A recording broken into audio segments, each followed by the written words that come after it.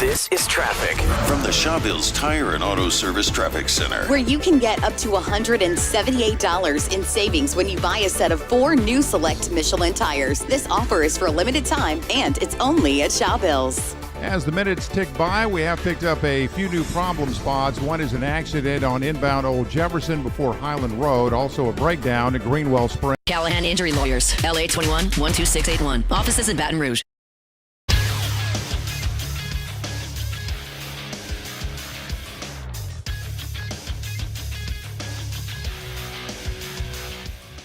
Good morning. It's 7 a.m. here on Monday, September 30th. Today in Baton Rouge, you can expect mostly sunny skies with a high of 91 in hour one of today's show.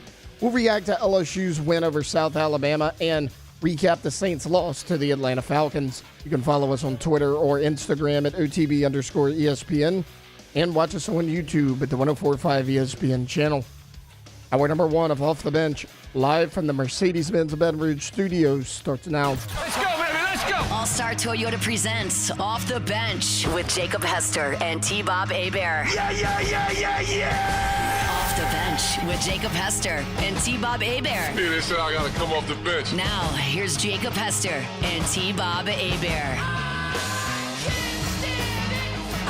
Yo, what up, y'all? Happy Monday. Welcome in to another week of OTB. Welcome into another week of your life. With that, I hope you're ready. Let's have ourselves a great week. Let's make it the greatest week of our life yet. Or maybe, I don't know. Look, I don't want to set unrealistic expectations because you're probably not feeling that type of way if you're a Saints fan, given what went down yesterday, which I think is where we're going to start today. We'll get to all of it. We got a full weekend of football to break down, given that it is a Monday. Jake, fresh off of assignment over there in Tuscaloosa, covering one of the wildest games that I think probably a lot of us have ever seen. We got Alondra here. We got Taylor here. Jake, what's going on, man? How are we feeling after a long travel-filled weekend? Feeling close to 40 years old. Quick travel, the Monday morning after.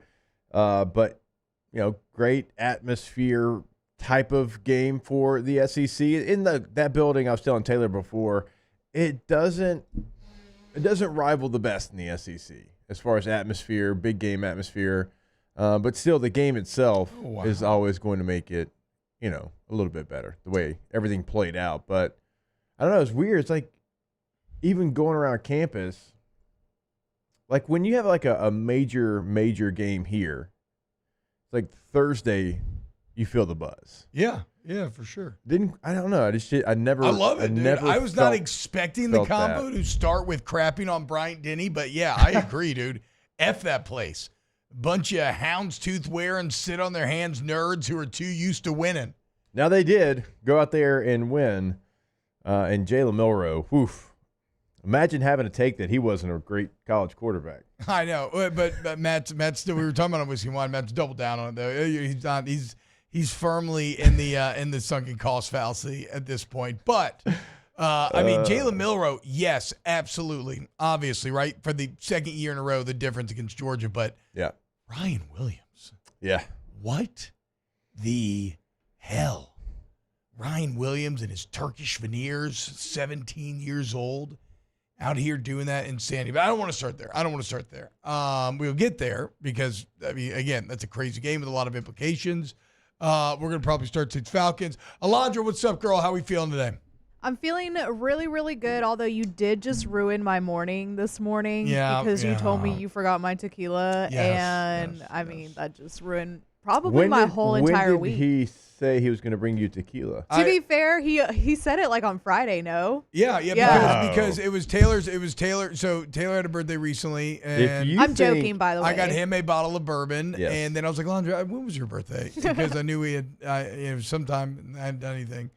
And it was what, February? No? Yeah. February? Yeah. February what? Oh, February. It's like 2 days before yours. 7th? 7th, yeah. Oh, okay. That's also T.L.'s birthday. Shout out. Who? No, nothing. One of my friends. Okay. So the point is, obviously, I'm myopic and selfish, and I only cared about my own birthday. So was getting Alondra a bottle of tequila, and now I've ruined her Monday because how else is she supposed to drink a lot of tequila Monday night without that fresh bottle? So. I drink at least a bottle every Monday. How else are you going to watch Titans-Dolphins without being a little tipsy? Oof, yeah, very such true. a good point. Let me think. How am I going to watch Titan-Dolphins? I'm not. I'm going to watch Seahawks-Lions. I got two options. Tay-Tay, what's up, guy? How are we feeling? I haven't even seen how the Cowboys did yesterday. I was they played Thursday night. Oh, that's right. That's right. I forgot about that. They didn't win, lost. but no, good weekend, man. Excellent weekend of football, college and NFL. A lot more parity in the NFL than there has been in recent years. A lot more parity in college football too. Natural effects of the portal and all that we've been talking about. All right, man. We got to start. Well, you know what? Let's go ahead and get this thing started. It's time to get to work, courtesy of Tiger Labor and Staffing, where they can help take care of screening, training, payroll, and more. Now, for starters. Yeah, with the shortest waiting period in the industry, Tiger Labor makes it easy to transfer top talent into your payroll quickly. Tiger Labor personally vets your workforce to solve all your staffing needs, whether they're long-term or short-term. They're not just forwarding resumes to you, but interviewing, dispatching in person every single morning at 5 a.m. That's Tiger Labor Staffing. All right, so we have to start, unfortunately, with Falcons Saints. What the hell, man? What the hell? The fact that this game ended in the manner that it did, as close as it did, the amount of wasted opportunity, the difference between being up 3, everything we talk about going into the game, right? The difference between being up 3-1, them at 1-3, you having a game in hand in the division, and now 2-2 with them game in hand. It, even though it's mathematically only a 1-game difference, it might be the biggest functional gap that you could find that a single game could affect. And it comes in a game, Jake, that I would describe as the ultimate woulda, coulda, shoulda type of game where, I mean, you don't even allow an offensive touchdown. And despite the fact that your offense is injured to all hell and you even lost Taysom Hill, I mean, the injuries just will not stop. We'll get to that. But despite all this, you still put up 24. Yeah. You put up 24. You don't allow an offensive touchdown. You're supposed to win those games. But again, shoulda, woulda, coulda. And this was something that the Saints players were talking about a lot in the locker room afterwards, like AK and the other old. Do you have that soundbite from AK? Here's what AK had to say about this idea that, you know, the Saints should be a good team or the Saints should have won this game. I've been in this league, and we got a couple of people in this locker room that's played a lot of football in this league. And when you play a lot of football in this league, you realize that blowing people out and doing all that, it don't matter. Like, that's fanfare. You know what I'm saying? That's cool. You don't get no points for that. These are the type of games that matter. The ones that you close out when it's nail biting, one score. Like, these are the type of games that matter because these are the games that the winning teams win. And when you look further down the line, when you get to December and January, when you look at those teams that's playing, you look back on their season, they're able to close these games out. So I don't care about beating whatever team 50-0. I don't care if we beat a team 80-0. That don't matter. And I think I kind of had that tone after y'all interview, after the games, and y'all interview me. It's like, man, we way more football to play against better teams, and we got to play better ball. So we did a lot of things today to shoot ourselves in the foot and keep ourselves from being able to close out one of these games. So we just got to be better all around. Like, it don't even. I'm not even looking at anything good we did in this game because we have to close it. We got to get a W. We got to be in the W column, not the L. I mean, that is the perspective of an NFL veteran who knows the razor-thin margins that these things are decided by. And unfortunately, one of the hallmarks of the Dennis Allen era of his tenure as this New Orleans Saints head coach has been too many of these shoulda, woulda, coulda games. And Jake, here's the last thing I'll say, and then I'll hand it over to you. This is an excerpt from Nick Underhill's article where just really drives home, like, how do you lose a game in which you put up those amount of points, you don't allow an offensive touchdown? How do you lose that game? He says, quote, They would have definitely won if Rashid Shaheed hadn't fumbled a punt that the Falcons recovered for the touchdown. And if Juwan Johnson hadn't missed a block, they contributed to Carr throwing a pick six on a screen. And if Paulson Debo hadn't committed a pass interference that put the Falcons in range of the winning field goal. And if the offense hadn't committed 4 penalties on first down. And if Johnson had kept his feet in bounds. And if Shaheed had made a contested catch in the end zone. And if Eric and Caesar DeMar and all suited up. And Taysom and Tyron hadn't gotten hurt during the game. Definitely would have won it off. Those things were different, right?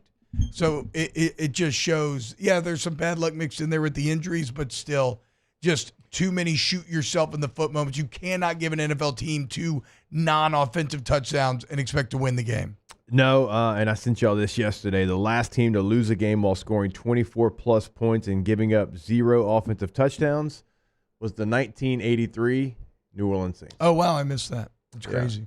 First time it's happened since 1983. I wasn't even born yet. And you still don't have a lead in this series since 1967. And unfortunately, unless you were to play in the playoffs now, you're still not going to have a lead in this series. So with all the things that, you came into this game with the injury report, a lot of things going against you, not going your way, and you're going on the road, and you having the chance to win this game and having a lead late, it's a heartbreaker. And, I mean, there's 1,000 things, like you said, that we could point to. Derek Carr back to a lot of empty completions. That's not a good thing. 28 completions and only 239 yards. I thought AK actually ran the ball pretty well. Certainly, I thought the offense was fine. I mean, given the limitations they were going up against, like the game plan was to run, get the ball out immediately. I thought the offense was fine this game. They ran the ball really well. Yeah. I mean, between Taysom and AK, I thought it was outside of. It seems like sometimes they'll be in a great flow running the football between the tackles, and all of a sudden, like, hey, we got to get a pitch. We got to get on the edge. And it's like, well, you can't get on the edge. Right now, with the way the blocking is working in front of the running back, you cannot get on the edge. That's really the only negative runs that they have. You got Rashid Shaheed back involved into the game plan. He didn't have any catches last week. He had 8 this week. I thought Chris Olave was great. It's just you didn't take full advantage of some of your opportunities. And like you said, you gifted them the game. Like Rashid Shaheed should never try to catch that punt. You are heels at 10 yards. Yeah. Maybe if you back up to the 8, we'll allow that. But he's running backwards towards the goal line. That ball's always going to end up in the end zone. That's what I don't understand on that one, Jake. And it's crazy because Shaheed's an elite punt returner. Like, he knows better than anyone. Like, and so, like, with an elite punt returner, you give him a little bit of extra leeway. Like you said, okay, you want to catch that ball inside the 10, you still shouldn't, but I'll allow it, but not running backwards, right? No. Like if your punt return instinct is telling you, oh no, like, okay, like my heels are set, like they're actually far off, he outkicked his coverage a little bit, like I'm going to take this at the 5 and I'm going to try to make some, okay, I'll accept that. But running backwards over the shoulder, first punt of the game, after defense comes up with a stop, it was just so needless. And if you're a coach, you probably say it's selfish. Like, why go for that? You don't need that was just completely, there was no great outcome to that. And it goes from I don't care if the ball would have bounced up perfectly and you're at the 1, right? You end up gifting them a touchdown to start the game. And then, credit to you, I mean, you find a way to go and immediately take a 14-7 lead with a couple of great drives to kind of set the tone. But, how much better would 14-0 been? Yeah, and then so when Taysom goes out, it changes the dynamic of the offense. Yeah, we saw it when he missed last game. We saw him when he went out this game. You have got to find something because look, this is new for him. As many positions as he's played in his NFL career, this is going to be the most physical that he has to play in his NFL career. It's going to be a little different, right? I mean, he's basically playing fullback, H-back, tight end, whatever you want to call it, but he's in it. You know what I'm saying? And we keep talking about Kyle Juszczyk in that role. Well, Kyle Juszczyk has been molded to be a fullback probably his entire life, right? And he doesn't get hurt. He doesn't get injured. And even like that aspect of it, sometimes you're going to be a little bit unlucky, but it is going to be, more taxing on your body. And look, Taysom's had injuries already before this year in his career. So it's great when he's in there, and he looked great. He had 2 touchdown runs, and everything's going smoothly. Awesome. But when he goes out, it feels like it just changes the dynamic and it comes to a screeching halt.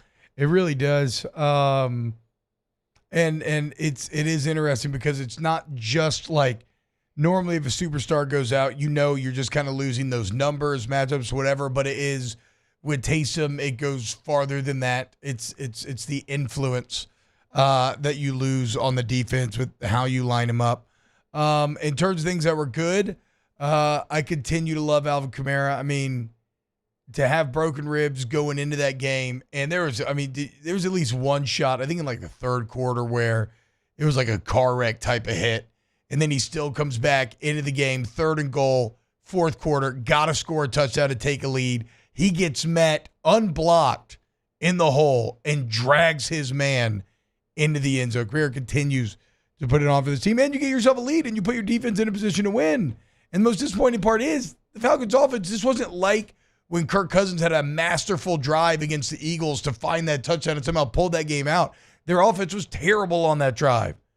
Paulson Adebo just made a really dumb PI, and then Young Hoku made the longest kick, I think, in Falcons history. Definitely the longest kick of his career, 58 yards. Very impressive. I mean, Ku's a great kicker. It's just, man, where does it end, dude? I mean, you get stopped on 4th and goal with 3.5 minutes left. At that point, you feel like that's the game. To still come back and find a way to take the lead and lose, it's also disappointing. You're only down 2, and Peyton Turner actually shows up with a strip sack. It's like if you manage to fall on that ball, that's points off the boards for Atlanta. You had a giant play to Olave taken back due to an illegal motion. I mean, you lose Willie Gay, Tyrann Mathieu, Taysom Hill all during the game. It's wild, man. It's wild. Again, shoulda, woulda, coulda. If you're New Orleans Saints, and this is one of those sort of mental haymakers, Jake, that will make a breaker team. And to be honest, if you look at the Dennis Allen culture up to this point, I don't think that I feel great about this locker room necessarily surviving this. I mean, you got DA in the postgame talking about how we could be 4-0. Which is just, I know you're frustrated, but that's not how this works. Like, you can think that when you lay your head down on your pillow at night. You cannot say that out loud, because even in doing so, you implicitly allow the type of BS that stops you from being 4-0 and has you at 2-2. The critical errors that have to be unacceptable and have to be cleaned up. So, again, there is good. There's a lot of good, in fact. But the result is all that matters. Like, again, I actually like the offense. I like Clint Kubiak. I really like how I like this game plan when Taysom was healthy. But in the end, you got nothing to show for it except a big fat L to your arch rivals, who, despite the fact that their offense did nothing, they sit there now. They're 2-2. They're up on you in the division, and everything has changed. And now you have to go on the road to Kansas City in your next contest. Yeah. So that's why, for so many reasons, that's why this one was a big one, for it being in the division and for all the things and the opportunities, but also because of what you have coming up between going on the road to Kansas City, and then you've got the Buccaneers in the next game on short rest. And that's going to be a must-win, because that's again, if we wanted to be, really take a step back from the ledge, non-emotional, we would have all taken 3-3. Right? We said that consistently through the offseason. Yeah. So I don't think you're being Kansas City, obviously, especially not in Arrowhead. That Bucs game is a must-win. It is going to be a certified must-win. If you fall to 2-4, it's over. And because Tampa looked like they got right back on track. Yeah. If you fall to 2-4, it's it is another. The Dennis Allen era is over, essentially, and all this potential good is thrown out the window. 3-3, we can work with that. 2-4 with 4 losses in a row? No, not good enough.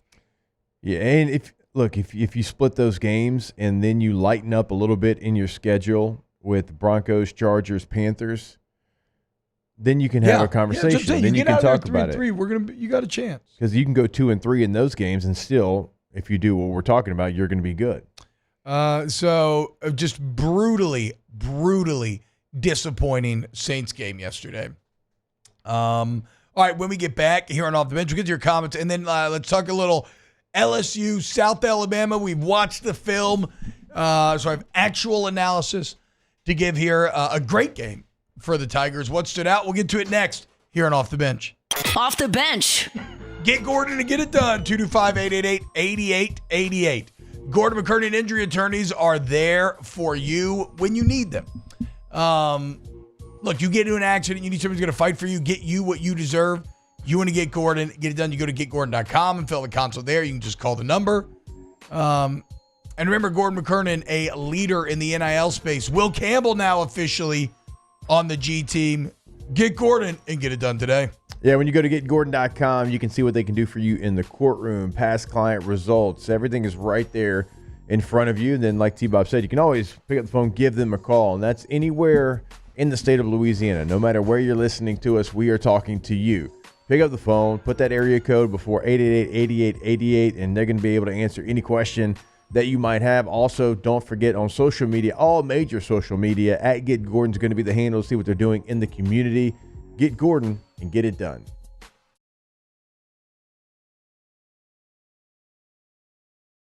During the day, and without these John Deere tractors, it'd almost be impossible to keep up with the place. I've dealt with some of the other colors and stuff, and I never really got the response back that I get from John Deere. We really enjoy dealing with Sunshine. They're good people. They always check on us and make sure our equipment's running, and we love them. Flip the switch and learn more about what it means to be powered by Sunshine at sunequip.com. It's no secret. The best oysters in Baton Rouge are at Jolie Pearl Oyster Bar. Enjoy mouth-watering South Louisiana flavor and oysters from all over the country. And don't forget our nightly drink specials.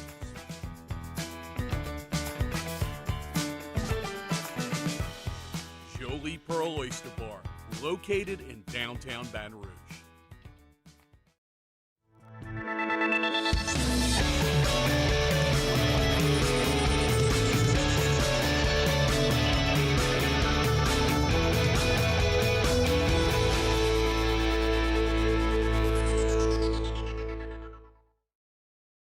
BRAC teamed up to reimagine your parks, and you imagined big. With your help, we went to work, creating 12 beautiful community parks across the parish. A family-sized water park, miles and miles of trails, and parks just for your dogs.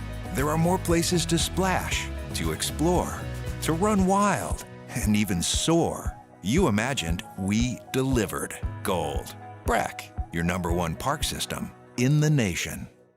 Gulf Coast Office Products is a nationally recognized Savin office equipment dealer based right here in Louisiana. Over 100 employees strong, Gulf Coast has the boots on the ground to support all vertical markets from education, engineering, legal, and finance. With the latest in office technology, from desktop to production segment units, Gulf Coast and Savin have the perfect fit for you. Call 225-756-2644. That's 756-2644 for Gulf Coast Office Products.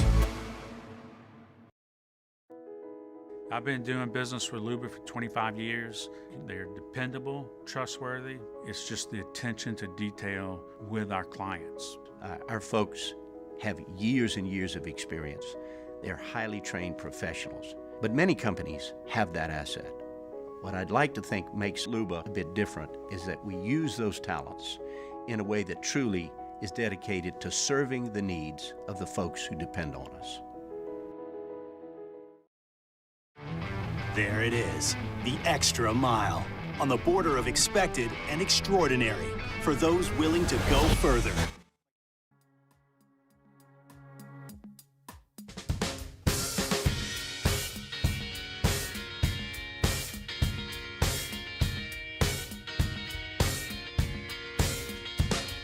Welcome back to the best morning sports show around. Sorta. It's Off the Bench with Hester and T-Bob.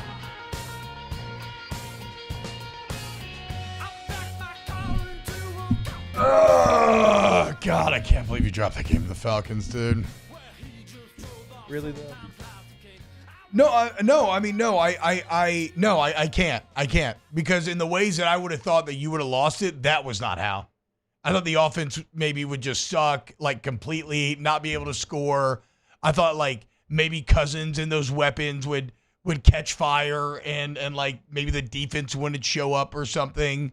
The fact that you lost it because of just dumbass mistakes, like you're saying, I get what you're saying. Like Kamara and them were talking about after the game. That's kind of been a hallmark of the Allen era. Yeah, in these close games, but still, I guess I just with the like as a fan, you just kind of never expect the dumbass mistakes, and so the paths that I saw to losing the game were much more like on the field. Like that's what sucks. They overcame the stuff that I thought would threaten you, and they lost the game just by making mistakes, just dumb mistakes. Freaking. How we feeling? And this isn't rhetorical. This isn't to try to spark anything crazy. But how are we feeling about Derek Carr right now? I feel fine about Carr. I feel like again, I have no problem with the offense yesterday. Kubiak was awesome. I wish Carr maybe could have found a way to get that into the end zone, that first goal line with 3.5 minutes left. He had that throw to Rashid that was. He should have went to Olave on one of those down there at the goal line. That's what I'm saying. So, I'm not saying. But again, the thing I keep going back to, Carr's the 18th paid quarterback. Okay, you get what you pay for, and the offense was fine. I mean, yesterday he is 18th, but a lot of guys got new deals. So I mean, they hadn't been reset since then. Like he's 18. What was he, like 13 before? I mean, how much does Kirk Cousins make a year?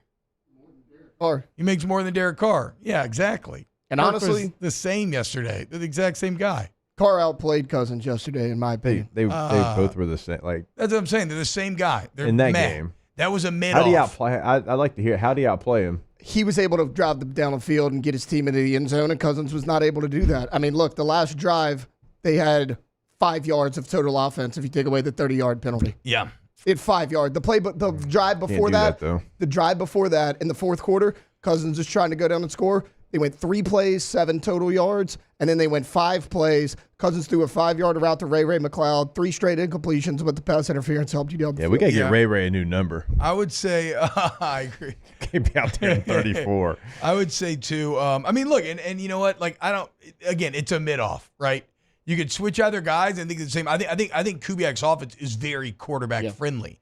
A lot of great run support, right?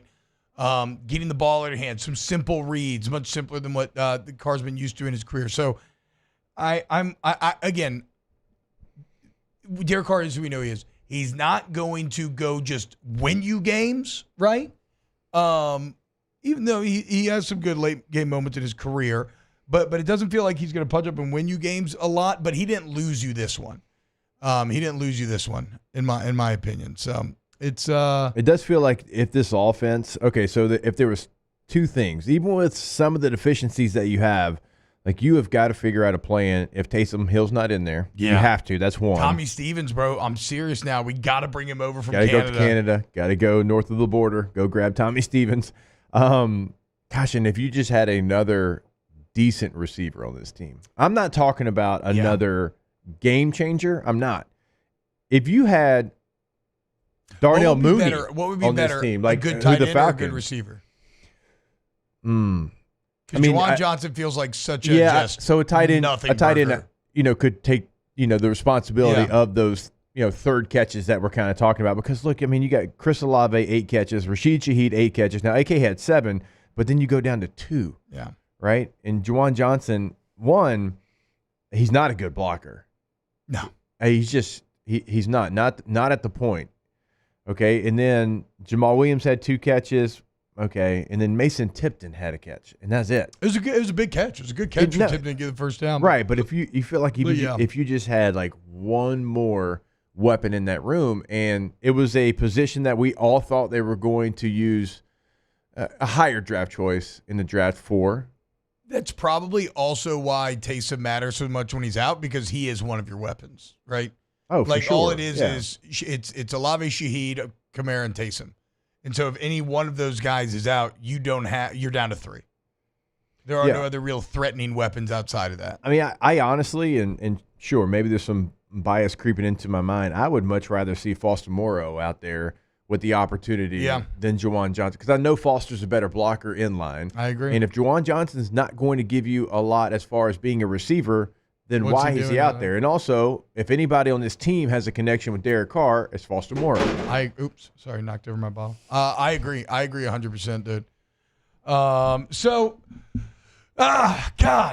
Kubiak's still really good though. I mean, to overcome that agreed personnel deficiency and to have the rushing success that you did, I think it helps not going against Jalen Carter, obviously. But yeah, that was solid. Go to Goodwood Men's Sexual Wellness, guys. YourGoodwood.com is the website. If you're suffering from ED, maybe you're feeling a little low energy, just feeling old, okay? Maybe hormone replacement therapy is correct for you if you got low T. Maybe not. My plan is not your plan, is not Taylor's, not Jake's. Like, everybody's different. And so you go to Your Goodwood, you get the consultation, they work with you. We put together a plan customized for you, and you feel confident again, man. We only get one chance to live. Like, why go through life feeling insecure? It's affordable, it's transparent, it's the best. Goodwood, go to YourGoodwood.com. All right. Juwan Johnson, lowest run blocking grade on the team. Great. Awesome. Last game. Yeah, it's just like sometimes you can watch the film live and know it, and then sometimes you can watch the coach's tape and confirm it. They got to get more. If they want to start using the edges, like, because that's the problem is AK is doing a really nice job in between the tackles. Yeah. But we know what kind of game changer he can be when he gets on. Like, it can be a stretch lead, it can be a toss, it can be so many different things. But it's almost like if you don't set the point of the run, as you know, T, you're not going to go very far. No. You know who's doing a better job of setting the point? The LSU defense. And like, so LSU beat South Alabama Saturday 42-10. And it was a game in which it could not have started better. Caden Durham basically almost has back-to-back 80-yard touchdowns. The defense is getting off of the field. And many will say, oh, but T-Bob, this is a lesser opponent. Yes, but what do we always want to look for over the course of a season? We want to look at growth points. If you read our LouisianaSports.net preview, I think I ended my little paragraph blurb with "Don't get Guggenheimed." And so if you look at what LSU looked like against Nichols, as opposed to what they look like against South Alabama, where South Alabama is a much better team. You know, credit to Nichols. I love Nichols, but like South Alabama that's a bigger school. Like that's a better team. And you looked, LSU did, like a much better team as well. It's kind of continued validation of the things that Brian Kelly is talking about with these coordinators, learning their personnel. How do we employ it? Who's the guys that we can rely on? And really, Jake, that's what this bye week's going to be about. And that's what Kelly talked about after the game is like, you've seen us up to this point rolling a lot of guys in. Once you get to SEC play, that's going to shrink. Yeah. Like, you're just going to see guys playing. So I feel like these first few weeks, we now know the players that you can rely upon, and a lot of them did some really impressive things Saturday night in Death Valley.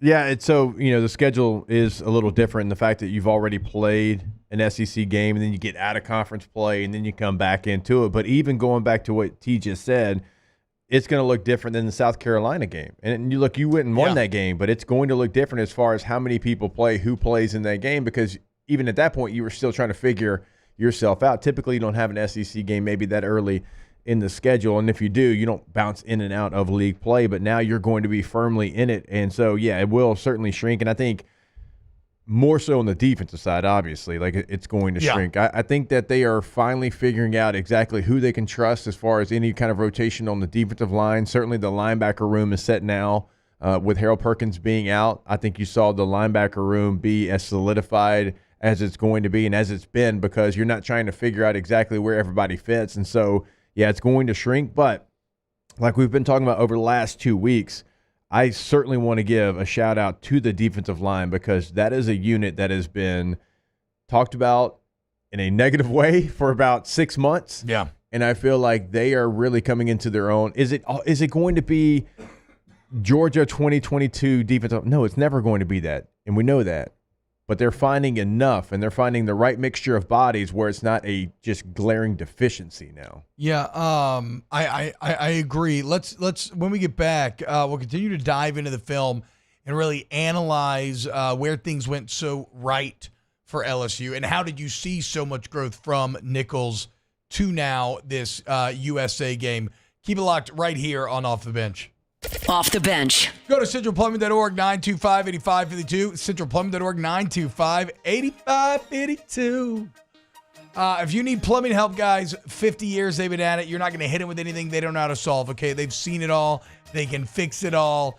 It's flat rate pricing, so no surprise or hidden fees on the back end. They're going to shock you. Licensed, bond insured employees send you information about who's coming to your home ahead of time. Great warranty coverage. They're your one-stop shop, man. CentralPlumbing.org, 925-8552, CentralPlumbing.org. Yeah, that's 24/7, 365, game day, holiday, does not matter, weekend, night.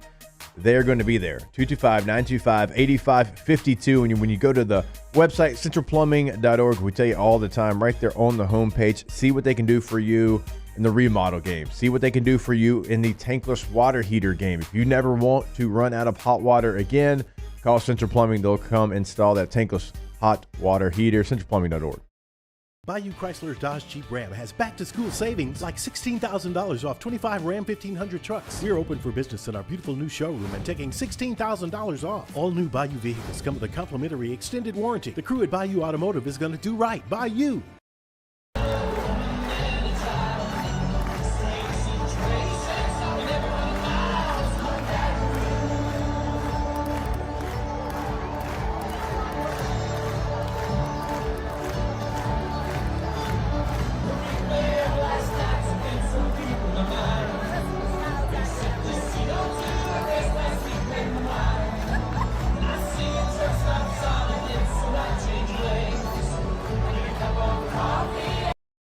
Breck teamed up to reimagine your parks, and you imagined big. With your help, we went to work, creating 12 beautiful community parks across the parish. A family-sized water park, miles and miles of trails, and parks just for your dogs.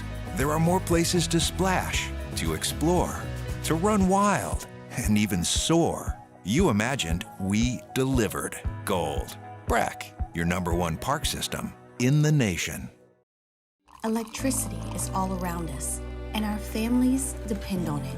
Every day is sparked by the power of a cold drink or a warm meal, a movie night, and a comforting light at the end of a dark hallway.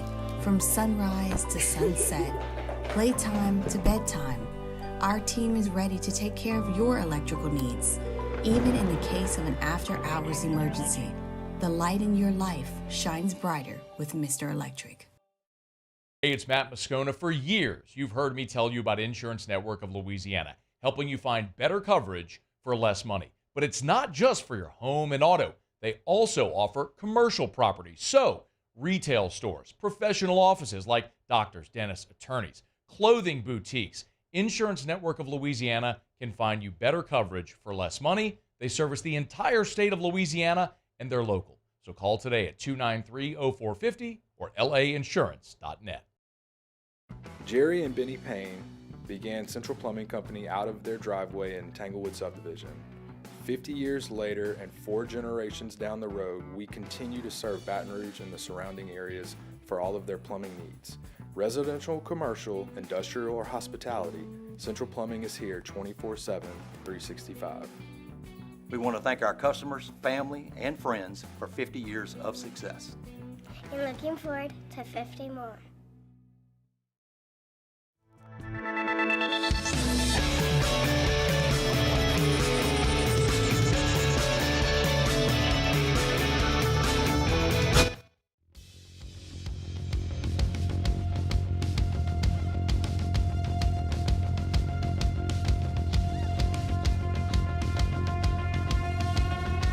Welcome back to more sports talk with some other stuff mixed in. Off the Bench with Hester and T-Bob. What's happening, y'all? Welcome back to OTB. T-Bob, Jake, Alondra Villarreal, and Taylor Shaw hanging out with you today. Hope everybody's having a great Monday. Talk a little LSU USA. Okay. Great song. Hadn't heard that in forever. Literal perfect start to the game. I love... And Coach Kelly talked about this. Actually, I guess he just hadn't run that before. I'm watching on my phone. I'm like, wait, is that the first play of the game? Yeah. And it was one of those where something else, look, South Alabama was giving you, like you said, they were expecting cover 3. They'd be 3 deep. South Alabama kind of prioritizing stopping the pass, going to make you run. And really, to me, Jake, that first play is an extension of the run game. Yeah. That's a way of like, okay, Caden Durham has unteachable track speed. Let's get him the ball in space against lesser athletes and just let him work. And it works because of the downfield blocking from the wide receivers, from Mason Taylor, which would become a theme of this game. And probably the thing on offense that I am most proud of in this game is CJ. On that play, it was CJ Daniels and Kyle Parker. And then Mason Taylor, especially throughout the game, had 3 or 4 extended, hold your blocks downfield, help the guy pop for a big play. Because that's one of the football truths. When do run plays hit big? When those guys are bought in on blocking downfield. And so to see that the first play, it results in a massive touchdown. Immediately the tone is set. Tiger Stadium's popping off. And it would just kind of continue throughout the whole game. Yeah, and look, Caden Durham is somebody that, we do need to remember he was a top 5 running back in the country. I didn't know that. Like, this guy is incredibly talented. I mean, he was number 5. I mean, he was almost a top 100 player regardless of position. And anytime you're a running back, because people just like to hate on running backs, right? It's if you get into the top 100, that's incredible. And so this is somebody that is incredibly talented. He has a rare skill set of having track speed, but also being able to break tackles. Yep. And when you get him the ball in space, good things happen. And they're still going to have a running back by rotation because I still think there's things that you need Josh Williams back there for. Williams is running it well, too. I feel bad. He's just not running it exorbitantly well. That's fine. Like, that's going to be what he does for you, right? He's going to get you the 5-yard runs. Caden Durham is somebody that can go the distance, hit his head on the goalpost every single time that he touches the football. And it was a position group that we were wondering how it would play out. And look, for Caleb Jackson, it hasn't worked out this year. It has not worked out for him to this point, but Durham has stepped up, and now you have a great mixture. Certainly after John Emery goes down after a great opener, you were wondering, man, what are we going to see from that position? Yeah. And it is now a situation where you have a guy that defenses know they have to prepare for. They are going to be terrified of him catching it in space. When he's in the game, they are going to shift and move things towards him, right? You're going to have to respect him in coverage now because you know that he can go the distance off a swing pass. And so that changes some of the things defensively that they can do against you. One thing he also did a good job of this game, and I'll be interested to see if teams, I'll be interested to see how they try to combat this, but he was doing a good job. All the backs were when they were in pass pro, scanning very quickly, seeing whether or not they had anybody coming, and then just becoming that outlet for Nussmeier. Scan, and then immediately just get out of the backfield, turn around, and you can dump it to him and pick up some positive yards. It showed up a few times on film in this game. I thought that the gap scheme stuff, Jake, and really their zone blocking continues to be really good on the offensive line, but I thought even the gap scheme stuff worked better this game because you're actually pushing guys back.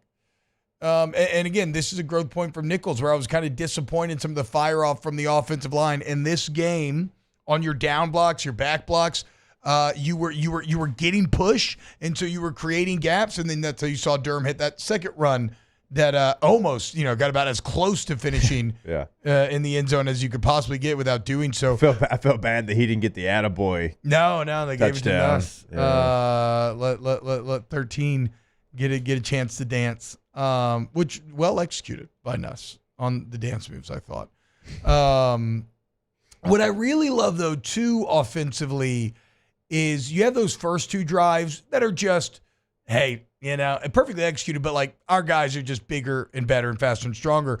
To go from those 2 lightning strike drives to then get the ball back and have an opportunity to make it 21-0 and really just like, all right, let's call it.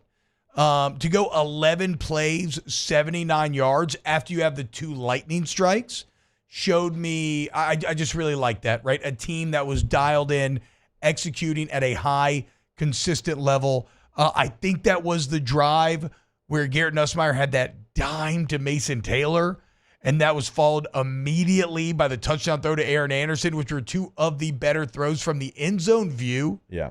Those are two of the better throws. Like, they give you goosebumps. They're so good. Right over the top for Anderson, dropped underneath the safety, like in that middle ground.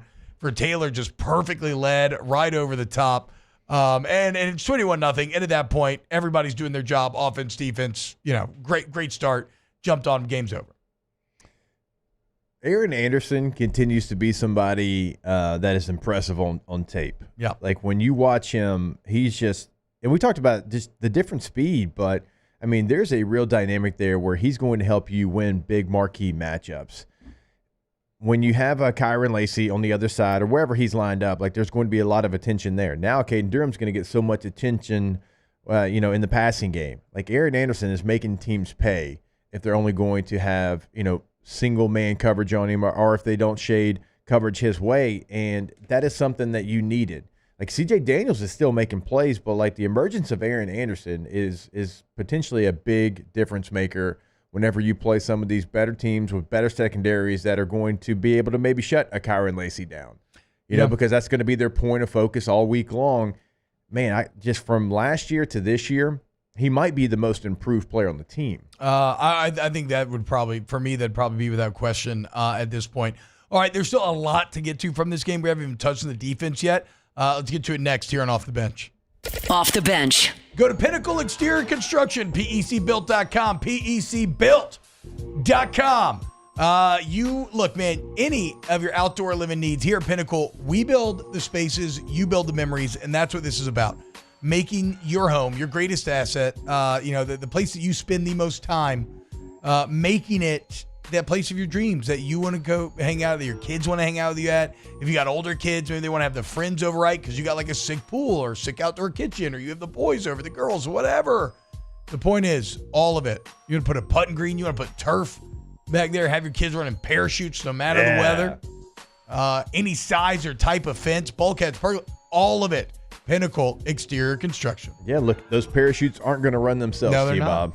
And so the Hester boys have to run those. And if you have turf, you don't have to worry about rain because it's not going to be muddy back there. You're going to have turf. If you want a putting green, if you want to be Hunt Palmero and you want to put a putting green back there, you can do that as well. PECbuilt.com. Bayou Ford has the new inventory to get you in a new Ford truck or SUV today, or customize your next vehicle just the way you want it. All new Bayou Ford vehicles come with a 1 million mile powertrain warranty. The crew at Bayou Ford is going to do right by you.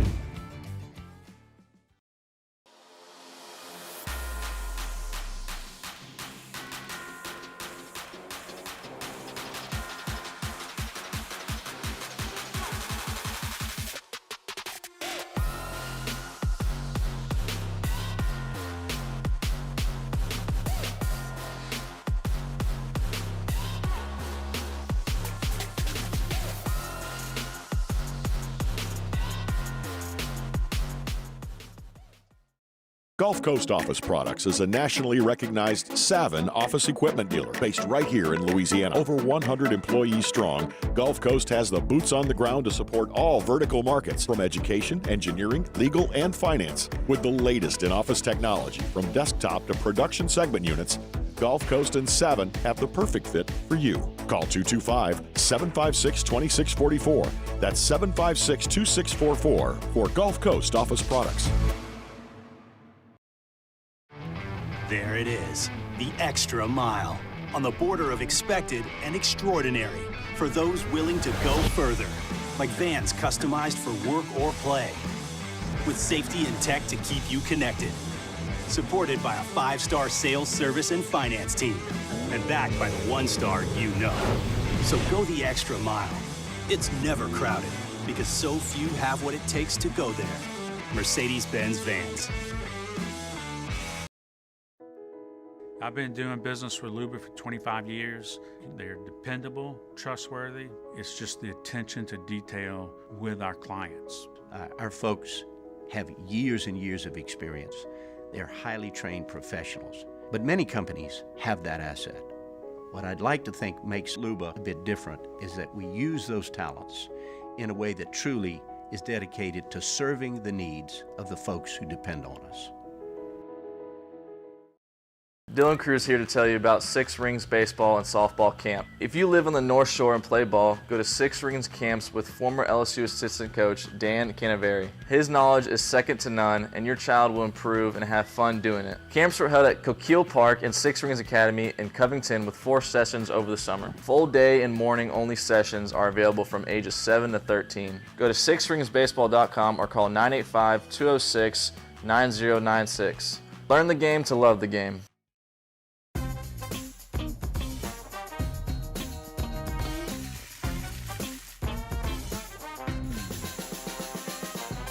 The best kept secret.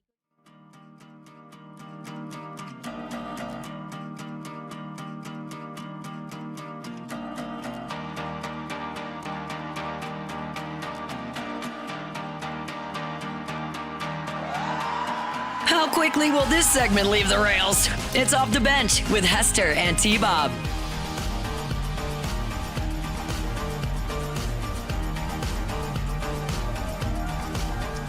What's happening, y'all? Welcome back. OTB here on this Monday. All right, so offensively, I mean, look, I could talk forever. There's more stuff I could talk about, but defensively, look, I thought this was just a really well-executed game. This is still a defense that is going to be limited in ways. I got coverage concerns still, just in like man coverage, right? Mm-hmm. And it popped up a few times this game. But Weeks and Penn looked really comfortable knowing they're going to be in there the whole time as your 2 linebackers, and you're going to have Major Burns as your star. In fact, it was kind of funny. Kelly was talking about it after the game, and was like, yeah, we just like didn't rotate Weeks, and we just kept him in. Good on us, huh? Look how smart we are. I think he played every snap. Yeah, like for the most part. I mean, like 5 at the end. I don't think Wes played. I do not. It looked like they were in star pretty much the entire time. It makes sense against the offense that you were going against. Yeah, yeah. Some of that will be matchup. Wes played 4 plays. Okay, so basically no.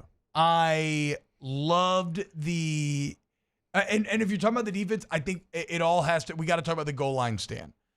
Because that is really the moment that meant something to me in this game, where you showed some pride. Because if we think back, South Alabama, after an awful first half, they open up the second half with a score. Then they get the interception off of Nuss, which we'll talk about the 2 picks as well. And then they're staring down scoring again. So all of a sudden, South Alabama's on the edge of going touchdown, pick, touchdown, which kind of discolors the game. Starts to make it a bit distasteful, bring some of that frustration back. It doesn't matter to the result. It's not like you're going to lose or anything like that. So that's a moment where to come up with that stop, it takes pride and toughness. And it looked like that quarterback had and was about to walk into the end zone on that 4th and goal. And then Jordan Allen, Whit Weeks, and Major Burns came up and combined and lit his ass up, stood his ass up, bent him backwards, and get the stop to give your offense the ball back. And then what does your offense do? Complementary football, you feed off one another. They go 99-yard touchdown drive to just really reinforce, no, this is going to be a solid game all around for LSU tonight. Whit was everywhere. Yeah. He was everywhere, and when you show up like that, like on the coach's tape, when nobody's highlighting you, nobody's zooming in on you, nobody's saying, hey, this number 40 right now and circling, like that to me is always a sign of you had a pretty nice day at the office. Like defensively, like when you continue to show up time and time again on the coach's tape, and that's what he did for me. And look, I'm sure there's, for Greg Penn and Whit Weeks, there's a little bit of a relief in the fact that they know their role. That's not saying that they don't want Harold Perkins next to them. That's not saying that you're better without him. But when you're rotating like that, and look, we both could speak on this because of the positions we play, and we were kind of rotating in and out at different times in our career. When you know, hey, this is now my job. Oh, it's 40 and it's 18. We're here, 8's at the star, and this is going to be what it is. And we can game plan for whatever because we're going to be in there. It's also, always going to be us. Perkins should not be he shouldn't be playing linebacker anyway. Right. Like, they're better at linebacker. They are. If they wanted to work him at star exclusively at the offseason, that would have been a better plan. Yes. We can now objectively say that was not the right position. And I don't know if you agree, but it looked like there was a different confidence in both those players. Not that they have played bad this year. I mean, in fact, we were calling for more Whit weeks, but it just looked like they were playing with a different demeanor, different mentality because it's like, this is us. It's going to be us too. We know that. And the D-line playing the D-line playing better in front of them, but it just felt like there was a different confidence because now they can play off each other knowing that it's going to be those two guys in there for the totality of the game. I agree. I loved one moment late that I loved that just kind of out of nowhere, but it speaks to kind of the youth of what we're talking about and some of the growth. I love seeing Weeks, Relaford, and Womack combined for a sack, where Weeks hit a great pass rush move on the center, gave him a little dipsy dive, and then Womack and Relaford are there fighting through their box, cleaning it up. Again, this is a young defense. It is going to continue to get better. You're right, and some of those young guys just continue to be impressive and continue to get better. Like you said, Ahmad Bro, I thought had a really nice game again. Love him. I agree.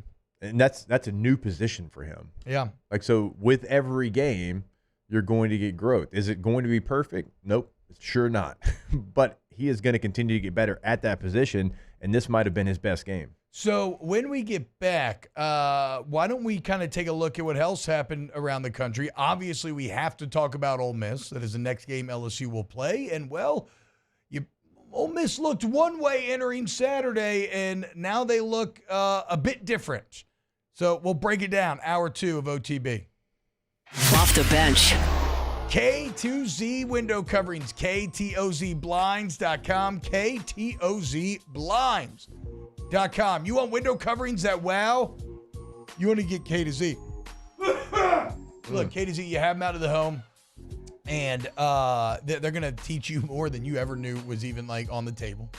And it's going to be functional improvement, aesthetic improvement for your house. I would have went with it. Aesthetical is kind of a fun word. I kind of like it, yeah. Maybe you want some like drop down exterior shades to be grilling and chilling on the blacktop in the back. Either way, man, it's all at K to Z. Go to kzblinds.com. There you can see the contact information, top right corner in the 985 and the 225. Give them a call, set everything up, because the best part about it is they're going to know your space in like 5 minutes. They're going to know better than you know it. They've done it for me. They've done it for everyone they've walked into their homes. Check it out online, kzblinds.com. We're Rev Business, a local provider with nearly 90 years of experience. So when it comes to business in Louisiana, we know that personalized service is key. And we're here to go the extra mile with all fiber solutions that deliver what every business needs: reliability and quality. We're not just providers. We're the local team dedicated to helping you succeed. True partnerships are homegrown. Rev Business, internet, phone, managed services. Visit us at letsrev.biz. There it is, the extra mile, on the border of expected and extraordinary, for those willing to go further, like vans customized for work or play, with safety and tech to keep you connected. Supported by a 5-star sales, service, and finance team, and backed by the 1-star you know. So go the extra mile. It's never crowded, because so few have what it takes to go there. Mercedes-Benz Vans.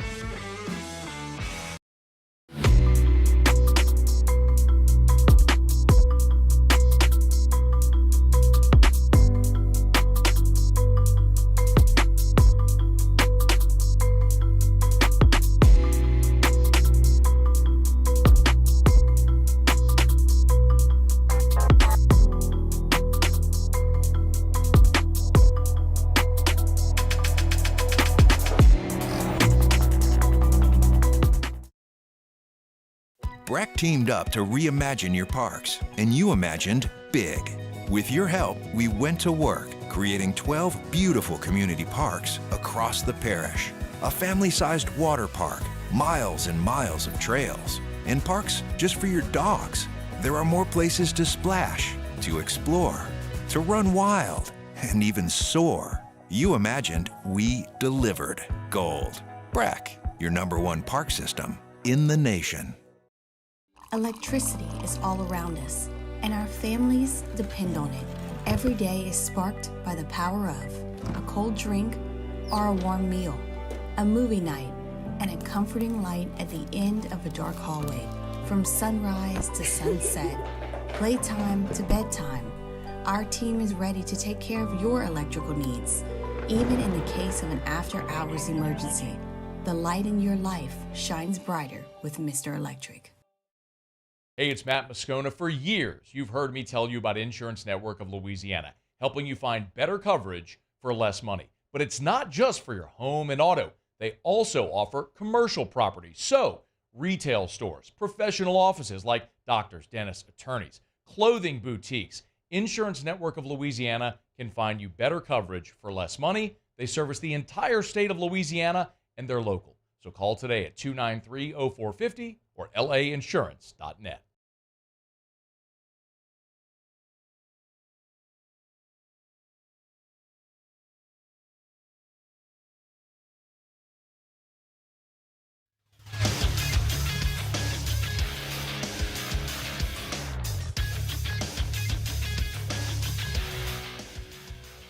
Good morning. It's 8 a.m. here on Monday, September 30th. Today in Baton Rouge, expect mostly sunny skies with a high of 91. In hour 2 of today's show, we'll recap some of the biggest games across college football, and we'll discuss some LSU recruiting news as well.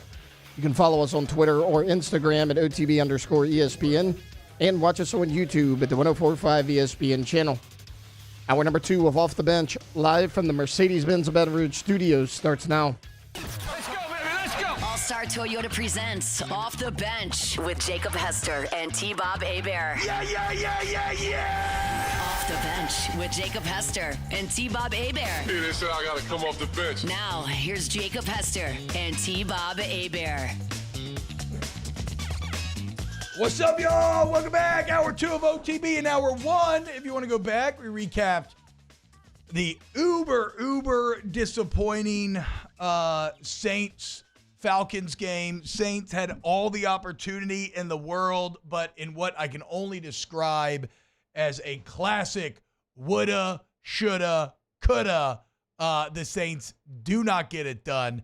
And Young Ho Kuda does. Oh, I probably could have done something there. You know? Anyway, 58-yarder, game winner, walk-off, lame. Saints lose, entire season changes. If that kick does not go in, how different is everybody's mood today? I mean, you're Saints 3-1. Yeah, they've been much offense happier. looked good. Didn't allow a defensive touchdown. Sure, we made mistakes, but you still found a way to win the game. That's what's fascinating about this job is you really see the razor-thin margins that decide the narratives and that decide the mental health of an entire city and state based off of just one kick going through the uprights or sailing wide. It's just like LSU, South Carolina in that way. And I love it. Well, you also would have buried the Falcons at 1-3. No, that's what I'm saying. Then you're tied with the Bucs at 3-1. No, it is again. This one, another one of my favorite parts about sports is evaluating when things are numerically the same but functionally way different. And I don't know that I've ever seen in the context of this division, I don't know that I've ever seen a bigger one-game difference between if that kick goes in or not and how much differently everything is in the landscape of the 2024 New Orleans Saints. It's crazy. I mean, he's one of the best kickers in the NFL. Yeah. So unfortunately, it's like when you know the situation, like career long didn't matter to me. I'm like, he'd made that. They said he made 54 yards like a bunch. I think that was his career long, but I think he'd made it like multiple times. So and he's certainly Also, good enough to make it from 60. Kickers are too good nowadays. Mm-hmm. All of them. Even college kickers are good now. They're just 50-yarders all the time. It's in crazy. college. Like somewhere along the line, kickers, and it's funny because you thought you were going to checkmate and move them back the extra point, and all it did was juice them up more because now they have way more incentive to constantly practice a 32-yard field goal, and everything's just gotten better therein. And then you got your guy. Well, BA, this is how obviously. crazy it's gotten. Like, Auburn hits them all the time, but yesterday in the Chiefs-Chargers game, middle of the field, Butker's attempting a 65-yarder, which a lot of people attempt nowadays. And I'm like, oh, he's making this. It's Harrison Butker. He's right down the middle. And it came up a little bit short, and I looked at it, I was like, I really thought he was going to make that, but I'm like, that's 65 yards. And it went so far that the Chargers had a returner back there, but it went so far that he couldn't even make a play on it. I mean, it was that close. Right underneath. Like 63 would have been good, no problem. Yeah. Young Hoku was a Charger for about 5 minutes. So I definitely, When he was like what? Rookie. Oh, and then, he played like 4 games for the Chargers, and he was, of course, when he was wearing that uniform, he was not good. Yeah, he's classic. Like 50%. Classic. All right, and then obviously LSU looked really good. Let's start before we get to Ole Miss though, because Jake was at the game covering it. Georgia, Alabama.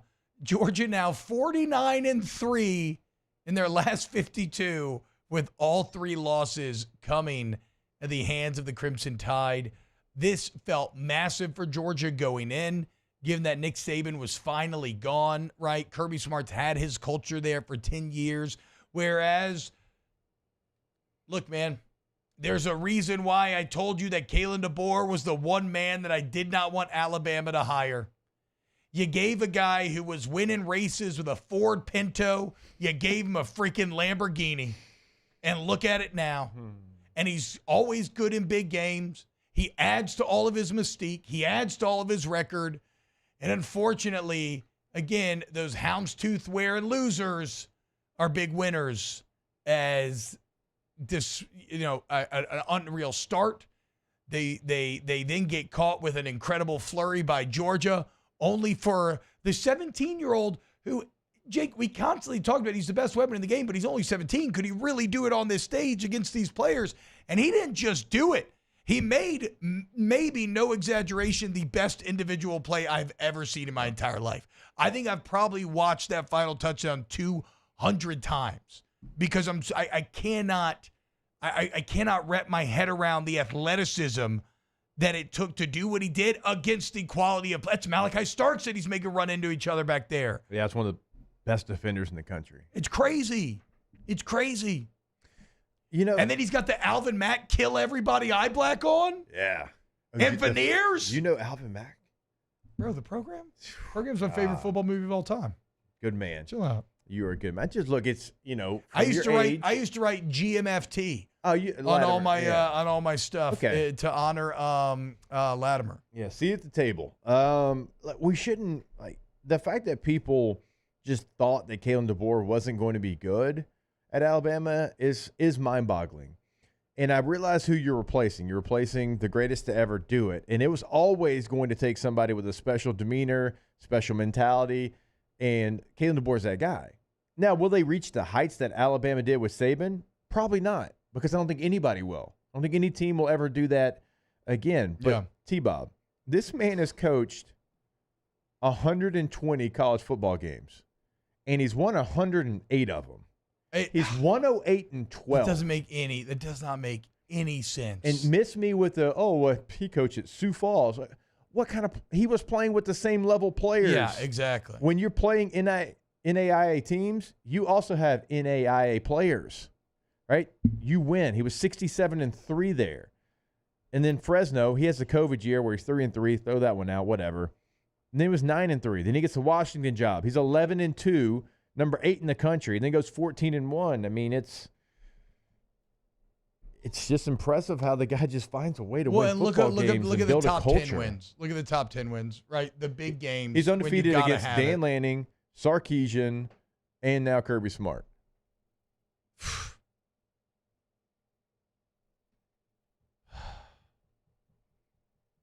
Couldn't he have just, been 1 year off schedule, why did we all have to really wake up to how good Kalen DeBoer was when Nick Saban retired? Couldn't it have just been 1 year different? It just happened to be the year where he has Penix and Odunze and these receivers, and he's got Washington in the Natty. Any other year, and you're probably looking at Lanning or Kiffin or somebody, which still would be good. But again, I think they got the best guy. Go back to that catch, because the catch is one thing. But it is the jump cut spin that it reminds me of when Michael Vick had two guys running into each other back in the day. So I actually like how RG3 broke it down, where RG3 said, he was like, first, you got the Moss catch, right? Yeah. He just jumps up and Moss is the guy. Then I don't know if he referenced Vic, but I'm referencing Vic. The Vic cut to make the two defenders run into each other, and then he hits him with the Tyreek Hill speed to straight up just outrun them. Because a lot of players would have tried to go like inside there. You know what I'm saying? They would try to maybe like make another move, and he's like, nope. Did he hit the dirty bird? Dude, was that the dirty bird at the end? I thought so too. Okay. I absolutely thought so too, but I didn't know why he did or what he would have done it for, so I didn't. I haven't said anything about it, but it was the same rhythm as the look. Like that's the dirty bird. That's the dirty bird. Well, he did. I mean, he did change his profile picture to Mike Vick after the game. Oh, so he's just like a huge Mike Vick guy. Well I think it's the whole dog thing. It's the dog thing. Oh. Yeah.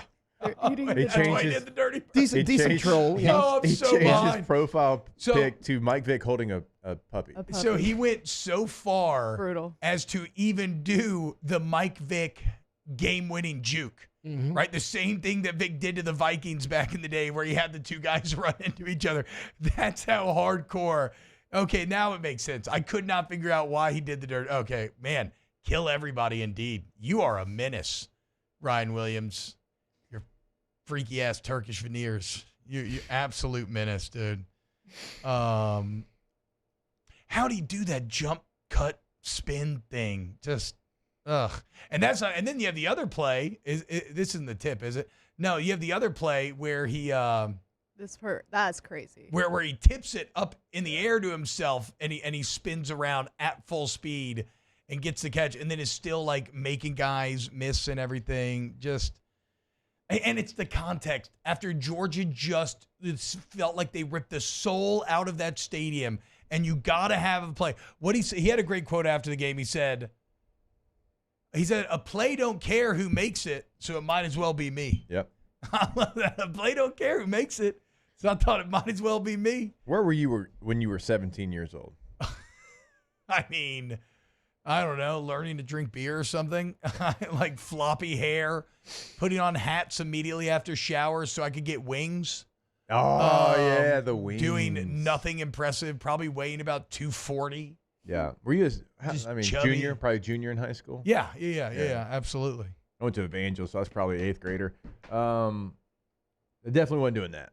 I definitely was not doing that. You were 8th grader. Okay, it took me a second. Being that much of a menace takes so much confidence, that's what I'm too, saying. to be 17 and be 17 that. to have that confidence to pull out that move and then to know I'm faster than you, because the players that he did that to, both those are Sunday players. Yeah. And he had the confidence at 17 years old to do 3 different moves that he knew he was going to finish in the end zone. What? Now, I feel way better about LSU Ole Miss after what I saw at Ole Miss, even though I still got questions, but we'll get there. I don't feel great about this one. I don't know if he did that to that secondary, which coming into this game, and this is huge credit to Jalen Milroe, who kind of buried the lead because, again, that's just maybe the greatest play I've ever seen. Because Jalen Milroe was fantastic. But Georgia coming into this game had the #1 passing success rate defensively in the entire country. Yeah.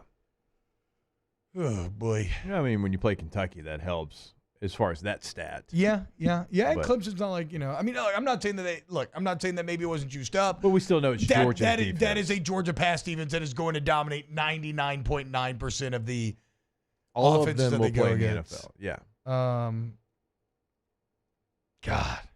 I mean, it's not real hard. Like, even going into the game, you said that Georgia doesn't have a weapon like that. Now, Alabama doesn't have as many as they've typically had. No. But they have him. One. And they got Milroe, who Well, is. oh, yeah. I mean, he counts as a weapon It because should be of what he does unfair with to be his able legs to and throw as well as he can when he's also the most athletic dude on the field. for sure. And that was my question with Georgia, and it didn't get answered. Who is going to offensively be a game changer for you? And Smith ended up having over 100 yards. I know Dylan Bell. I like Dylan Bell a lot. I wish they would kind of define his role a little bit more. But still, like, none of those were ever going to be Ryan Williams. No. I mean, and Georgia still right now doesn't have like a top 25 receiver in the SEC. And there's like 7 teams that have multiple guys ahead of them. Like, it's a real question for them moving forward. Georgia is still missing Cortez Hankton. That receiver room has never recovered from losing Cortez Hankton for whatever reason. I don't know why.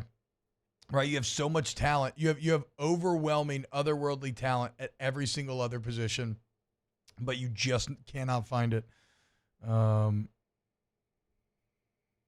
Stephen Miller says, who's going to stop Milroe is greater than who's going to stop Williams when it comes to LSU defense. I'm going to say you're choosing between a rock and a hard place there.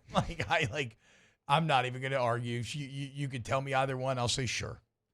That just trying to figure out how to stop those two is going to be an issue, especially because you have a Bama line that's getting healthier now and is starting to get better.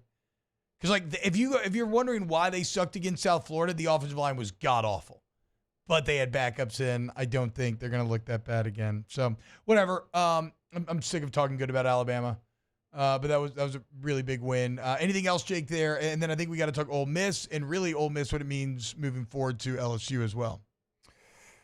No, I mean, I think for, like, when you look at Alabama moving forward, they're going to be on the road, I believe, against Vanderbilt. South Carolina game is interesting. It'd be much more interesting if it was inside Williams-Brice. But now you look like you are headed towards a path for Tennessee and Alabama in Neyland to be everything you want from a marquee college football matchup. And the first one to 45 might win that thing. Now, that Tennessee D-line could maybe expose the Alabama offensive line. That's a better D-line than even Georgia is this year. Alabama's, look, they're going to earn whatever they end up getting to. Yeah. At Tennessee, Missouri, at LSU, 3 games in a row. Not 3 weeks, get a bye week in between there, but 3 games in a row. They're going on the road to Tennessee, on the road to LSU, and Missouri at home. All right. When we get back, let's go ahead and talk Kentucky, Ole Miss. My guy, Mark Stoops, getting it done. Way to go, Mark. Very proud of you. We'll talk about it coming up. Off the bench. All-Star Toyota of Baton Rouge.com. All-Star Toyota of Baton Rouge. Look, man, whether you're looking to buy new Toyota certified used vehicle that still have excellent warranty coverage, or you need a rent for something, or you want to test drive something, maybe you're looking to lease, maybe you don't know what you want, you got a number and you need a vehicle. I've gone to All-Star in all of these situations, and I have been consistently satisfied in every single one of them. So, go check them out.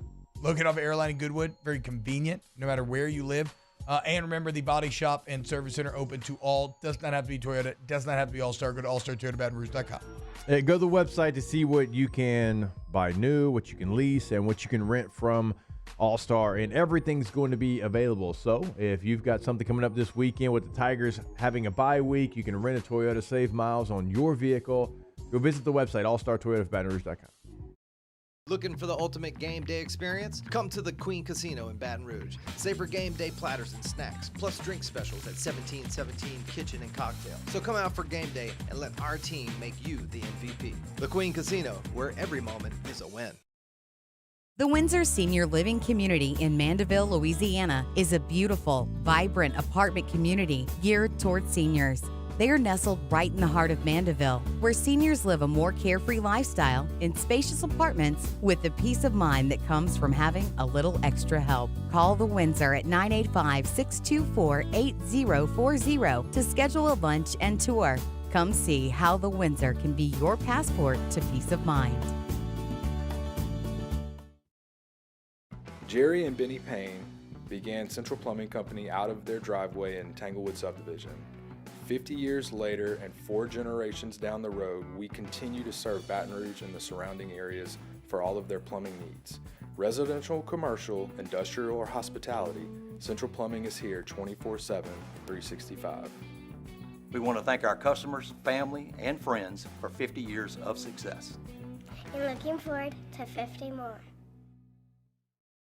Gulf Coast Office Products is a nationally recognized Savin office equipment dealer based right here in Louisiana. Over 100 employees strong, Gulf Coast has the boots on the ground to support all vertical markets, from education, engineering, legal, and finance. With the latest in office technology, from desktop to production segment units, Gulf Coast and Savin have the perfect fit for you.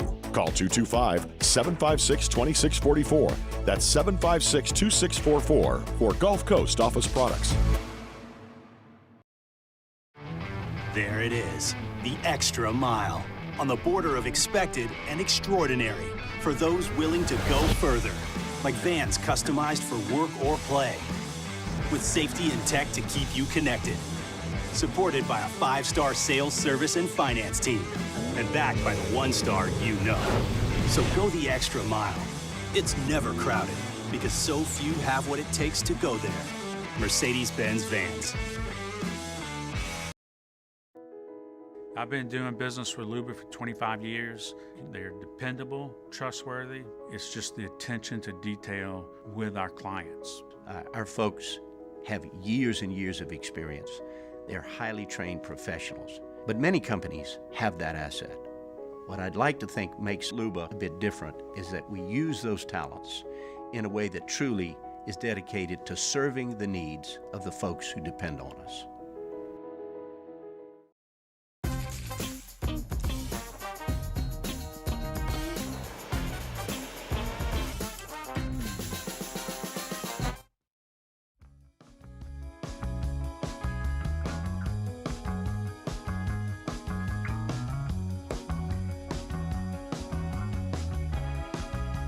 Welcome back to Off the Bench with Hester and T-Body. Welcome back to OTB. So, over the weekend, Ole Miss finally has to play an actual school, an actual football team, in the form of the Kentucky Wildcats, a team that's had a weird year up to this point. Dominated by South Carolina. Played really well against Georgia. Arguably should have or could have won that game. But kind of the big moment, right, was Kentucky's driving. They have the ball. 3.5 minutes left. They're in Georgia territory. It's 4th and 8. Yeah, they haven't had any sort of really long success, but it's 4th and 8. Mark Stoops decides to punt the ball away and give away the initiative. And I was highly critical, right? Which is why I am so proud of my guy, Mark Stoops, this game for being in a situation eerily similar.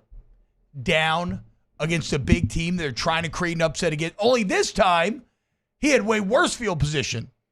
4th and 7, 4th and 8 from, I think, his own 25, somewhere around there. But instead of giving away the initiative and making the same mistake twice, what does he do? He goes for it.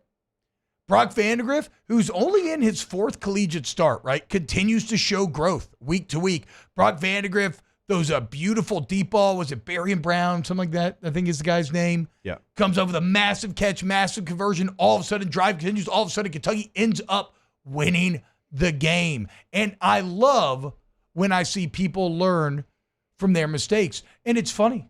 Because immediately after the game, a lot of y'all in my mentions talking about T-Bob, oh, what about Mark Stoops now? What about Mark Stoops? And I'm sitting here like, oh, wait, you're welcome, okay? Because, yeah, I demanded that he be better. Unlike all of you who just would have accepted it and said it was good enough. I said, no, Mark, I know your potential. And I'll be damned if I'm going to let you fall short of it. So like any great coach. You've been hanging out with Matt too much. Like any great coach, I demanded Mark Stoops to be better, and he was. And I officially retired the Mark Poops nickname because it was a perfectly executed game plan beginning to end. They end up with 40 minutes time of possession to Ole Miss's 20. In the first half, it was 24-8. Or excuse me, 22-8.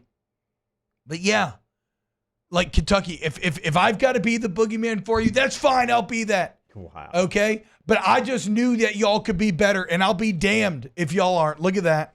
Big win for the Wildcats. Go Big Blue. You've always said it. I'm sorry I've demanded that they be better. I'm the one that's constantly been saying that Kentucky has a higher ceiling than we give them credit for. Anyways, they went and they've gone and done it. Finished the game. And Kentucky has been in that situation, all jokes aside, so many times. And I'm talking about just the Mark Stoops here. I'm not talking about like in the history of Kentucky football. And they haven't been able to come up with the play. And they came up with the play, and this is a massive win for them away from home. In a game in which, like, what does Kentucky want to do? They want to run the football and play great defense. And they've got a great front seven. They were getting after Ole Miss. Yeah. They only ran the ball for 2 yards a carry. They had 47 rush attempts for 93 yards. But right there, so I wonder, God, this is so stupid. I hate college football sacks. I don't know how sacks affect that. Right. But what I do love, though, I love the fact that you 45 attempts, right? Did not bail on the game plan. Yeah. They did a lot of great quarterback run stuff, both with Vandegrift and who's the, you got it pulled up? Who's the other quarterback? Wilcox? Yes. They did a lot of good committed quarterback run stuff. Let's add an additional player in our run game. Let's stay on schedule. Let's get to third and manageable. And Jake, I'll be damned if they didn't run the play clock down to 0 every single play. Like it was discipline. There was no let's change tempo and try to get them off balance. It was no, we are going to milk every single second of this game that we can. You're talking about Wimsatt. He came in, he gave you gives you a different dynamic. And I didn't know Brock Vandegrift could, add himself to the quarterback run game like he did. And you're right. It's college football. Why do we take stats away like that? The sack taking away from the rushing total makes zero sense. And so stupid. And it takes away from like Brock Vandegrift, when you look at the box score, 17 carries for 3 yards. Which is not at all Which is not indicative of the game. No. And it just makes it look, it's stupid. Like, fix that. Yeah. We've been talking about that for decades. Make us the czars of college football, and it'll be the first thing that we change. It would be on the list. It'd be high on the list. But Kentucky kind of gave you a blueprint of how to get after this Ole Miss offense. Mm-hmm. And again, Ole Miss hasn't played literally anybody. It has been Little Sisters of the Poor every game. Now, it looked great. And look, I mean, I was buying it. I'm like, okay, man, this Jackson Dart, year 3, this offense is high-powered. But this is a great example of why you play USC in the opening game. Yes. Yes. It's a great example of why you play Clemson sometimes in the opening game or whoever it might be, because you are going to be battle tested. You are going to have to, and sometimes, look, you lose those games. LSU's lost 5 in a row, but you get tested. And so when you get punched in the mouth, like Ole Miss did, like when you've been tested, you know how to come back. Georgia got body slam, punch, drop kicked, and got down 28, and then found a way to get back into the game. Yeah. When you only play bad teams leading into conference play, I mean, this can happen.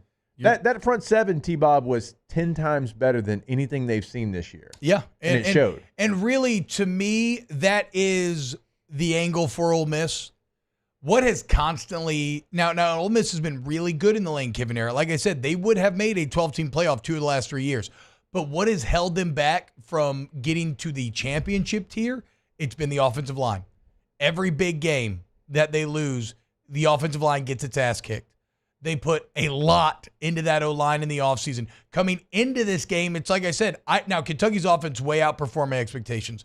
I thought, I don't really care about Kentucky's offense. I don't think they're going to do anything. All I'm looking at is, what is Ole Miss's offense going to do against a good defense? Specifically, how will that O-line look? And unfortunately, the O-line kind of failed the test. Like, you're not going to feel good about that offensive line against any of like who we consider to be the championship contenders. Your Texas, your Tennessee, Alabama, Georgia. The offensive line still feels like the element that is going to hold back Ole Miss from being in that club. Octavius Oxendine's a good player for Kentucky. He's not elite, and they couldn't block him. He's a good player. I don't want to take anything away from him, but he's not like a game-changing player per se, but they could not block it. Like that offensive line, I mean, like if Deion Walker, sure, he had a sack in the game, tackle for loss. Like that's a player that's going to play for a long time. But it wasn't just Kentucky's main players. I mean, they were getting after them with all of their defensive front, and then they got into a sweet spot in the game where they knew they didn't have to add extra bodies to the rush, and they could play the run, which Ole Miss wants to do. And that offensive line was supposed to have. They told us at media days they had 10 players they felt like were starters because they returned everybody, and then they added in the portal. I just don't think they have it figured out yet. No. And certainly in the interior. Those two guards, I got a lot of questions about the two guards. And, God, you know who's a savage, dude? Big number 0 for Kentucky. Deion Walker out there playing with his white tee untucked and no gloves. Yeah.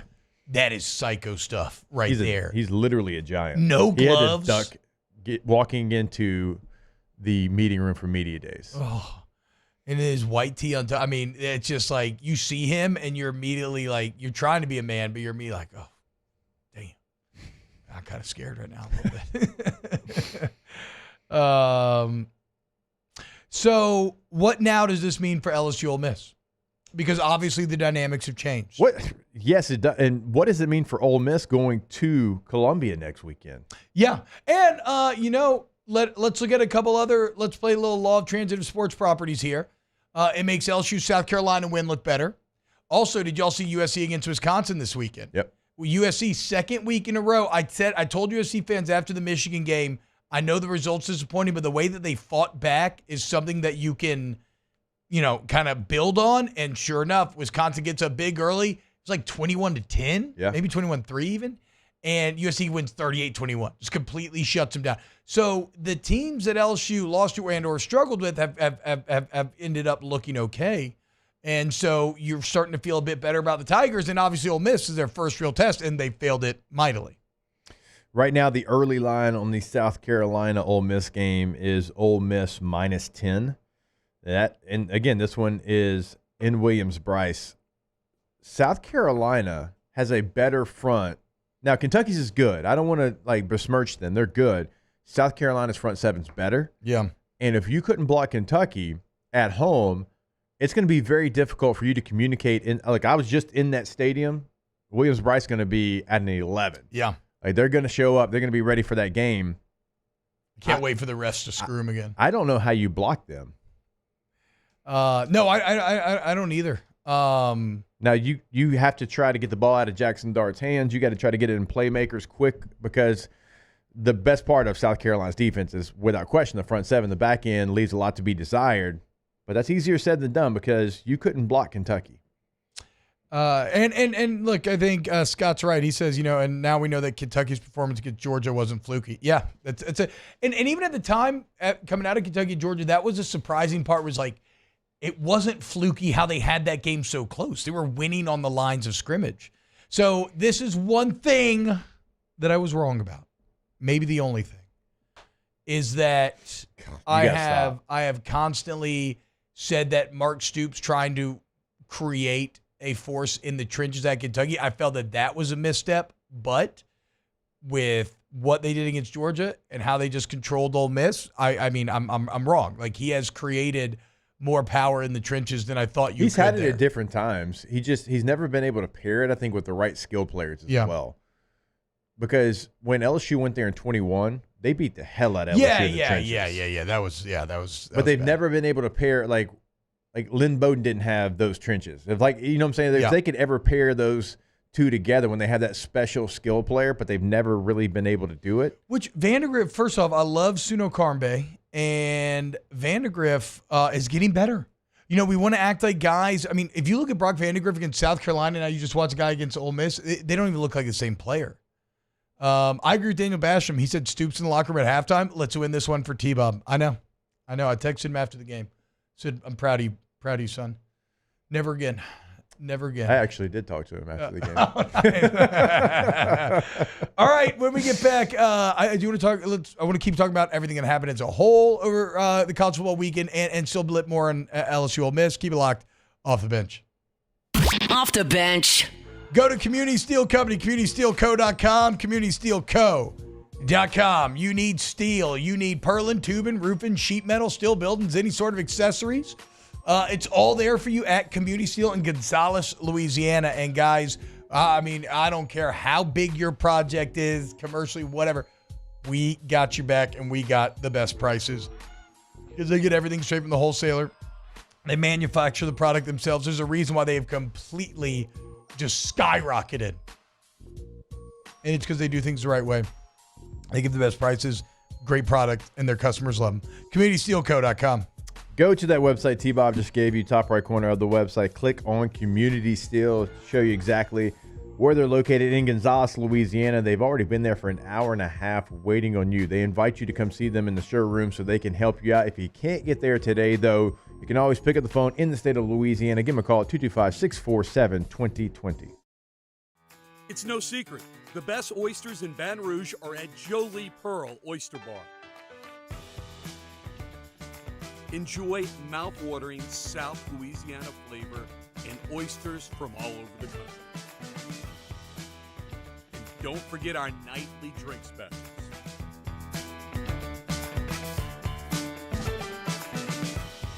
Jolie Pearl Oyster Bar, located in downtown Baton Rouge. Dylan Cruz here to tell you about Six Rings Baseball and Softball Camp. If you live on the North Shore and play ball, go to Six Rings Camps with former LSU assistant coach Dan Canaveri. His knowledge is second to none, and your child will improve and have fun doing it. Camps were held at Coquille Park and Six Rings Academy in Covington with 4 sessions over the summer. Full day and morning only sessions are available from ages 7 to 13. Go to sixringsbaseball.com or call 985-206-9096. Learn the game to love the game. Breck teamed up to reimagine your parks, and you imagined big. With your help, we went to work, creating 12 beautiful community parks across the parish. A family-sized water park, miles and miles of trails, and parks just for your dogs. There are more places to splash, to explore, to run wild, and even soar. You imagined, we delivered. Gold. Breck, your #1 park system in the nation. Electricity is all around us, and our families depend on it. Every day is sparked by the power of a cold drink or a warm meal, a movie night, and a comforting light at the end of a dark hallway. From sunrise to sunset, playtime to bedtime, our team is ready to take care of your electrical needs, even in the case of an after-hours emergency. The light in your life shines brighter with Mr. Electric. Hey, it's Matt Moscona. For years, you've heard me tell you about Insurance Network of Louisiana, helping you find better coverage for less money. But it's not just for your home and auto. They also offer commercial property. So, retail stores, professional offices like doctors, dentists, attorneys, clothing boutiques. Insurance Network of Louisiana can find you better coverage for less money. They service the entire state of Louisiana, and they're local. So call today at 293-0450 or lainsurance.net. Jerry and Benny Payne began Central Plumbing Company out of their driveway in Tanglewood subdivision. 50 years later and 4 generations down the road, we continue to serve Baton Rouge and the surrounding areas for all of their plumbing needs. Residential, commercial, industrial, or hospitality, Central Plumbing is here 24/7, 365. We want to thank our customers, family, and friends for 50 years of success.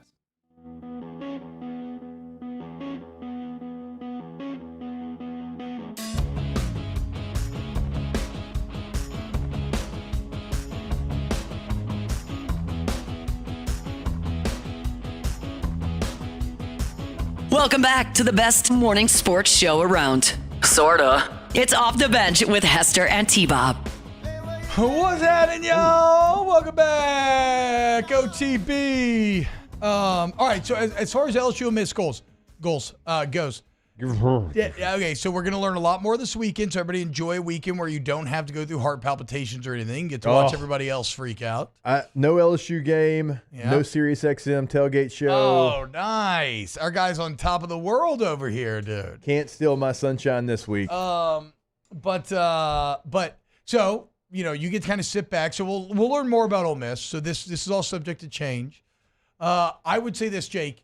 It's impossible not to feel way more confident now, right? But going into this game, I thought that Ole Miss represents such a mismatch in terms of their weapons against your DBs that was going to be insurmountable. Mm-hmm. But after watching an offensive line for Ole Miss not look great, although, again, I don't think your D-line's quite as good, but you're very good on the edge, right? You can still win some of the – whatever. I guess my point is the strengths and weaknesses I still view as being the same, but I think I've lessened the gap significantly. And, yes, I don't think LSU's – defense will maybe be able to contain Ole Miss in the same way that Kentucky did, but also LSU's offense is going to be way better, vastly more threatening than what Kentucky's was. So, like, in that scale, those things could kind of even out. Yeah, and I don't think your defense is as far away from Kentucky's as your offense is, from Kentucky's. I think your offense is much more ahead of Kentucky's, and then your defense, Kentucky has better defense, but there's not a huge gap like there is between the two offenses. So you can do a lot of the same things. Now, the scoreline for this game, LSU Ole Miss, isn't going to be the same that it was for Kentucky. You're not going to commit to running the play clock down every single play all the way to 0. No, you're not. And they're going to make more plays. They are. Yeah. They're going to make bigger, explosive plays, but so are you. And can you come up with enough stops? Because honestly, their front seven's better, but I think you have places where you're so close or even better. Like Swinson might be the best edge player of the group. Yeah. You know Like you don't have a Deion Walker, but they don't have a Swinson. Right. It's fascinating because now for LSU and how the schedule lines up, like you get the opportunity to get a head start on preparing for Ole Miss. That will start today. You'll get a little bit of some rest. And the coaches aren't going to rest, but the players will. It's interesting though. Kelly did say they're not treating this as they will rest because they don't have a game, obviously. Yeah. But they're not going full rest week. He did describe it as a work week. I think they'll work through Thursday. Yeah. I'm sure. Yeah. They will work, and then as I said, like the coaches, the players will go back home probably Thursday, Friday, Saturday, come back Sunday, but the coaches aren't going to leave, and so they get a chance to game plan. And for Ole Miss, you can't you'll have some analysts work on LSU, but you've got a real contest in front of you. Mm-hmm. So 99% of your energy is going towards that contest while LSU's able to schedule for you. Now, bye weeks are weird, and you can't chase ghosts, and you got to make sure that you're handling it the right way. But I think that's a big advantage for LSU that they can get ready for all the things that Ole Miss does while Ole Miss is getting ready for an offense that doesn't look related to your offense. Right? It's not like they can take offense that doesn't look related to your offense, right? It's not like they can take, okay, well, LSU and South Carolina, they do this and this. No, it's not even close. It's a completely different offense. Yeah. So you do have the advantage there. Now, will you take advantage of the advantage? That is always going to be the question in a bye week. And I agree. It's a huge advantage for LSU that they get the 2 weeks, and Ole Miss now has to go to Death Valley, to hyper, and it's going to be physical in South Carolina. This last game was super physical. I feel way, way, way better about LSU Ole Miss yet. I'm not going to make a pick or anything yet. I got to dive deeper in the film before I do so, but it's impossible not to feel better. Other interesting results from the weekend. BYU really looked like they were dominating Baylor. Baylor almost comes back, doesn't happen, but BYU, we got to start talking about them in the Big 12, dude. I mean, they're as legitimate of a team to win that as anybody else, especially because Kansas State. Now, granted, how they beat Kansas State was a little, I don't want to call it fluky because they dominated, but just kind of some interesting numbers coming out of it. But Kansas State eliminated Oklahoma State and then some this weekend. I don't know what happened. We forgot about the classic rule of Gundy, which is when you think he's going to be good, he's not. And when you don't think they're going to be any good, they are. And I don't know what has happened to Ollie Gordon, but as Mayo says, you can't find that man with a search warrant right now. So Kansas State, they're still in it. Oklahoma State out. Arkansas A&M. Arkansas, it's kind of what we said, man.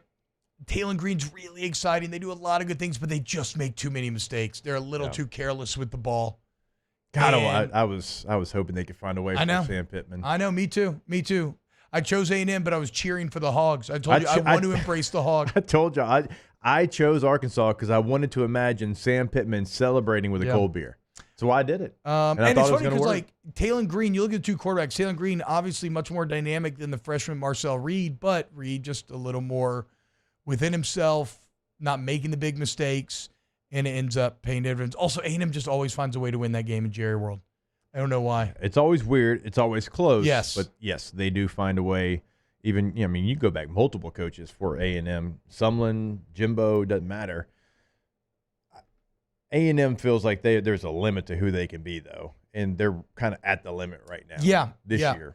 Even though I like, I think what A&M is doing in developing Reed and, Levy being kind of a hard nose. Let's play defense. Let's run the ball with Levy and Moss. I think that's the right formula for them this year. I do too. I mean, I didn't think it would be because, Wigman was somebody that came into the season with some fanfare. Yeah, for sure. I mean, he was somebody that a lot of people thought could be unlocked.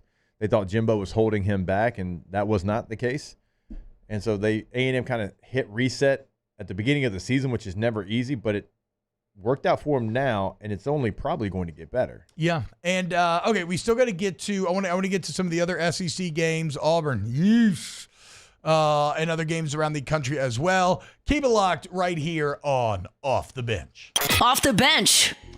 Go to the Queen of Baton Rouge. The Queen of Baton Rouge, newly remodeled, renovated, absolutely beautiful top to bottom, and a great place to take in some football games. You want to go spend all Saturday there, all Sunday, cash in, cash out, baby, just like us the other week.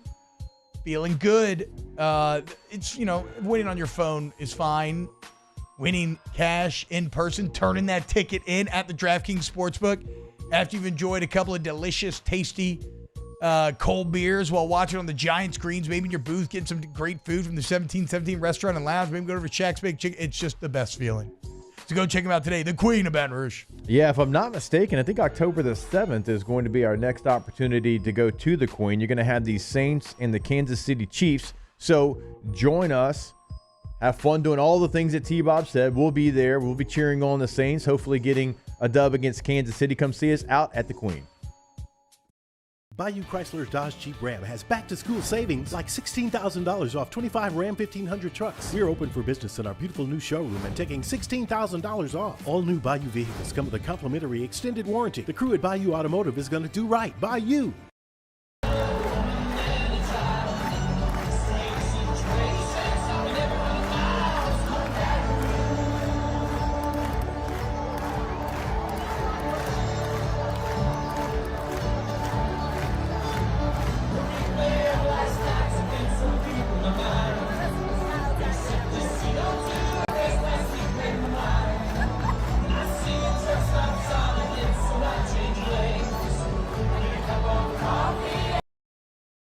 At Relief Windows, we're more than windows. We're windows, doors, hardy plank, and vinyl siding. But our number one product is always customer satisfaction. Visit us online at reliefwindows.com. We're Rev Business, a local provider with nearly 90 years of experience. So when it comes to business in Louisiana, we know that personalized service is key. And we're here to go the extra mile with all fiber solutions that deliver what every business needs: reliability and quality. We're not just providers. We're the local team dedicated to helping you succeed. True partnerships are homegrown. Rev Business, internet, phone, managed services. Visit us at letsrev.biz.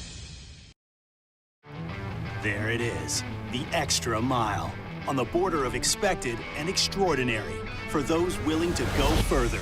Like vans customized for work or play, with safety and tech to keep you connected.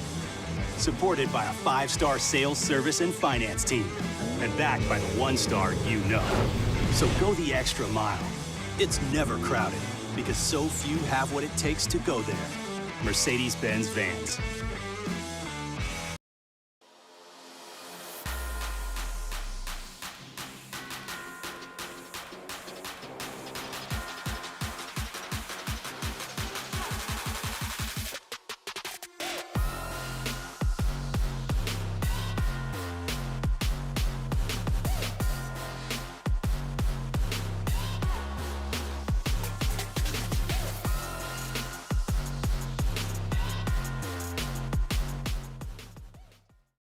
Gulf Coast Office Products is a nationally recognized Savin office equipment dealer based right here in Louisiana. Over 100 employees strong, Gulf Coast has the boots on the ground to support all vertical markets from education, engineering, legal, and finance. With the latest in office technology from desktop to production segment units, Gulf Coast and Savin have the perfect fit for you. Call 225-756-2644. That's 756.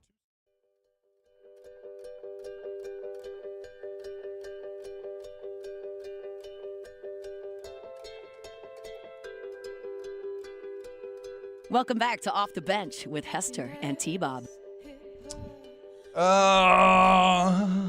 What's happening, y'all? Welcome back. OTB. Auburn, Oklahoma. God, it just gets worse and worse for Hugh Freeze. This game started all right. Peyton Thorne hit a couple of deep balls. I was like, man, what's OU? Like, I'm giving your defense credit for being elite. Like, and granted, they end up coming through. They kind of end up hitting the brakes on it, but Auburn finding some early success. Looking like for a while they're going to win this game. And Auburn just found a way to blow it. And Peyton Thorne. So bad teams do. Found a way to Peyton Thorne and ends up throwing a pick six that loses you the game. Hawkins for Oklahoma. Here's what's weird about Hawkins. Like, Wigman, Marcel Reed, A&M, Marcel Reed clearly feels like the guy. In a weird way, I don't know that the Oklahoma offense is better with Hawkins, but it's just a series of events that led you here. And he plays hard as hell. He does. Like him jumping over on the two-point conversion to find a way to get in there was awesome. Second week in a row, he's laid his body on the line. He gets some juice. He's a work in progress, though. Like, Oklahoma's offense is still going to struggle, but their defense is damn good. They needed to find a way to win this. Brent Venables did. And so for his defense, because that's his side of the ball, to come through for them, I thought was huge. Well, the good thing for the Auburn Tigers is they've got at Georgia, at Missouri, and at Kentucky coming up the next 3 games. Bro, so Auburn had to watch that happen at home and then had to watch Alabama win like they did. T-Bob, they haven't had a road game this year, and they're 2-3. There needs to be oh, God. And especially because if we think back to when Nick Saban retired, Ryan Williams decommitted from Alabama. Word on the street is he was going to go to Auburn. He was Mr. Alabama football. And like for the high school, right? And that was Kalen DeBoer's first big win as Alabama head coach, was re-getting Ryan Williams. And now look at what just happened on Saturday. Yeah, because Mobile is split into 3 fan bases: Alabama, Auburn, and LSU. Yeah. And so you have a real chance if you're Auburn, even if you're not up to what Alabama is, as we all know. And that feels like, and you still got a 5-star receiver in Coleman, but still, like, Williams just looks different than everybody. And not Jeremiah Smith, according to Ohio State fans. Ohio State fans, so weird. Like Saturday night, all they wanted to do was like tweet about how good they both were, but that Jeremiah Smith's still better. And I'm like, guys, it's the same thing that Buckeye fans wanted to do last year. Whenever somebody talked nice about Malik Neighbors, like, oh, but what about Marvin Harrison Jr.? And it's like that's not what we're talking about. Bro, you haven't played anybody. You're the Ole Miss of the Big Ten right now. I mean, I know you're going to be better, but like, come on now. I don't care if Jeremiah Smith is doing this against Furman. Like, Furman just caught a stray. Well, I know, and really they played Ole Miss. It wasn't even Ohio State, but whatever. Just pick a MAC school. They've probably played them. Yeah, you get the point. Like, Williams just did this on the biggest stage imaginable against like the best defense, one of the best defenses in the country. So now's not the time, Ohio State fans. Get out of here. No, it's not. And Williams, we're watching the highlights here on the SEC this morning here in the studio. Just wow. Auburn very easily could be. Let's even give them a win. They could be 3-5. Give them a win. They could be 3-5 here in a couple weeks. Yeah. On the road, Georgia, Mizzou, and Kentucky. Yeah, it's gonna be awful. I'm sorry, I didn't mean to interrupt you, Jake. I just saw that Arizona beat Utah. Oh, you did? Yeah, I missed. I completely missed that this weekend. Yeah, Cam. Is he still not playing? Still not playing. Well, I don't know. I don't know what. Like, just say he's not playing. Like, that would give, I think, everybody around that program more confidence. If you're just like, hey, he ain't playing. Yeah. He's out. Yeah. He's out. Isaac Wilson's going to be our quarterback moving forward. But it's like is he going to play? Is he not? He's in uniform, but he's on the sideline. It's like for 2 years, it's been going back and forth. And I don't want to say he's holding the program hostage because, I mean, Cam Rising's a great player, but my goodness. Like, just say he's out. Yeah. It'd be infuriating if I was a Ute. Yeah, before the season last year, to Jake's point, they were like, yeah, we know he had an ACL, great recovery. Like, he's a game-time decision week 1. Yeah. They did that for 6 weeks, and then, like, the halfway point, they're like, he's actually out for the year. I mean, Wilson threw 2 picks in this game. Like, I don't know. It's a weird situation. Avu Marzawani says, if Auburn plays Oklahoma 9 more times, they win 9 times. That's true. I mean, true. Very true. Hugh Freeze continues to be the most unlucky man in America, living in the one reality in which they do not win. Jesse says Texas and Oklahoma got welcome to the SEC moments this weekend. Took on 2 bad SEC teams, got all they wanted. Look, with Oklahoma, I don't think Oklahoma's a great team this year either. So I don't know if I agree there, but yeah, certainly Mississippi State was a little frisky with Texas. The thing about Texas, though, is Quinn Ewers is still they're in a perfect situation. They're developing quality depth at the quarterback position, preparing for the future, and their starter, who now has had runway to get back 100% healthy, is way better. And so, yeah, if I'm a Texas fan, I'm very happy with how this is going. Oklahoma did go through something. I was talking with Jetpack about this weekend. They went through which Auburn is going to show up in this quarter. That is an SEC tradition like no other, right? Which Auburn is going to show up? Is it going to be the frisky one? Is it going to be the one that's awful? Is it going to be the one that makes a crazy play to win a game? Like, they are the Jekyll and Hyde team more than any across the country, I think. Yeah. You never, and it's certainly in that building. Like, you don't know what to expect. Like, it used to be game to game. Now it's quarter to quarter. Yeah. That's a weird spot they're in. They haven't been good in a long time. No, let's see. I mean, and they just keep spending money to try to be good, and it's just bad investment. And I thought the Hugh Freeze thing was going to work. I look, the expectation at this place should be incredibly high, and we talked about it. Like, you should want to make the playoff every single year, right? And there's some people that are not happy with it over the last 5 years, whatever. Just think where Auburn and Florida are, though. Just think where those programs are. Like, you've never done that. Like, you've had, look, the last 2 years with Coach O, you were 500 football. That's not great. But then 10 wins, right? It's not where you want to be, but my God, it's heading in the right direction compared to Auburn and Florida have losing records over the last 4 years. Hour 3 next. Off the bench. Go to AgTip Baton Rouge, AgTipBR.com, guys. All your AC, heating, electrical needs. Okay, you want to look into getting that whole home generator so you have peace of mind during the storms. Make sure that you don't lose power. They can come out, give you a free estimate, let you know exactly how it's going to work, okay? So take advantage of that service to the highest degree. Take control of your comfort zone. Go to AgTip Baton Rouge, AgTipBR.com. Bayou Ford has the new inventory to get you in a new Ford truck or SUV today, or customize your next vehicle just the way you want it. All new Bayou Ford vehicles come with a 1 million mile powertrain warranty. The crew at Bayou Ford is going to do right by you.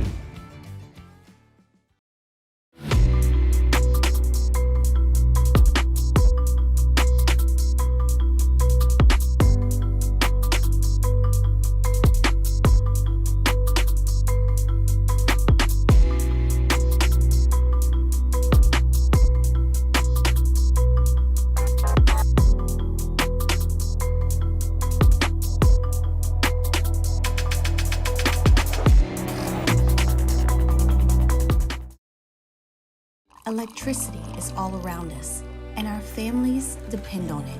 Every day is sparked by the power of a cold drink or a warm meal, a movie night, and a comforting light at the end of a dark hallway. From sunrise to sunset, playtime to bedtime, our team is ready to take care of your electrical needs. Even in the case of an after-hours emergency, the light in your life shines brighter with Mr. Electric. Breck teamed up to reimagine your parks, and you imagined big. With your help, we went to work, creating 12 beautiful community parks across the parish. A family-sized water park, miles and miles of trails, and parks just for your dogs. There are more places to splash, to explore, to run wild, and even soar. You imagined, we delivered. Gold. Brack, your #1 park system in the nation. There it is, the extra mile, on the border of expected and extraordinary, for those willing to go further, like vans customized for work or play, with safety and tech to keep you connected. Supported by a 5-star sales, service, and finance team, and backed by the 1-star you know. So go the extra mile. It's never crowded, because so few have what it takes to go there. Mercedes-Benz Vans. Hey, it's Matt Moscona. For years, you've heard me tell you about Insurance Network of Louisiana, helping you find better coverage for less money. But it's not just for your home and auto. They also offer commercial property. So, retail stores, professional offices like doctors, dentists, attorneys, clothing boutiques. Insurance Network of Louisiana can find you better coverage for less money. They service the entire state of Louisiana, and they're local. So call today at 293-0450 or lainsurance.net. At Relief Windows, we're more than windows. We're windows, doors, hardy plank, and vinyl siding. But our #1 product is always customer satisfaction. Visit us online at reliefwindows.com. Oh, by the way, we do shutters too.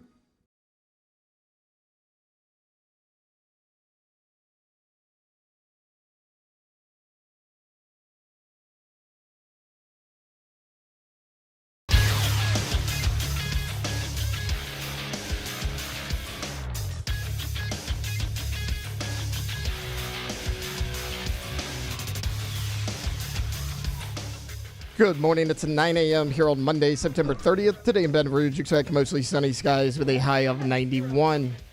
In hour 3 of today's show, we'll have weekend winners at 9 a.m. We'll continue to discuss LSU as well, some recruiting news out there, and we'll close the show out with Ask the Bench. If you missed hours 1 or 2 of the show, you can catch it in the on-demand section at 1045ESPN.com. You can also follow us on Twitter or Instagram at OTB_ESPN and watch us on YouTube at the 1045 ESPN channel.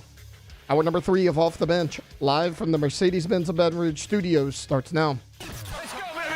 All-Star Toyota presents Off the Bench with Jacob Hester and T-Bob Hebert. Off the Bench with Jacob Hester and T-Bob Hebert. Yeah, they said I gotta come off the bench. Now, here's Jacob Hester and T-Bob Hebert.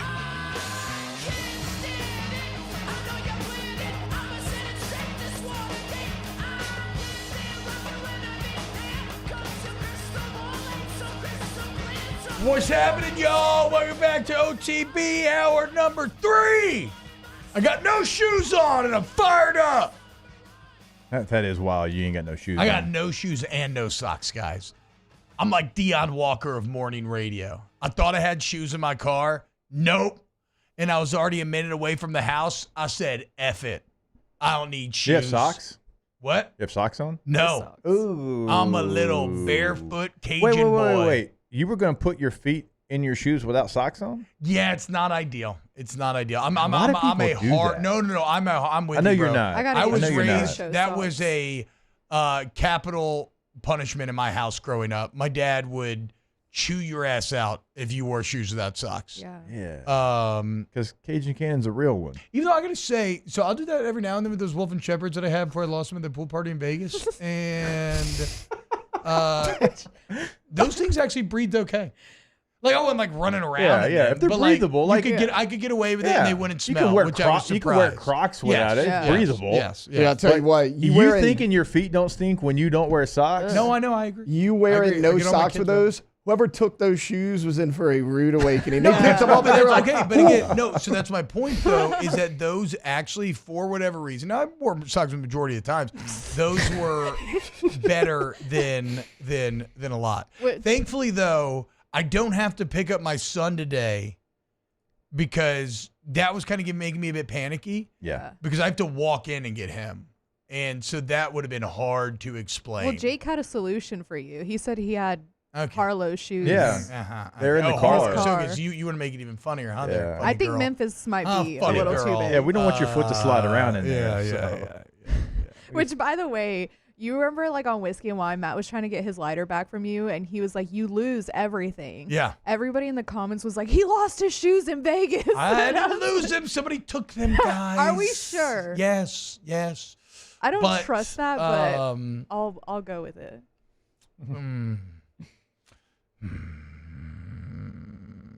Scott says the best OTB was when T-Bob had no pants. Wait, He played Eric what? Prides Went Wild that morning.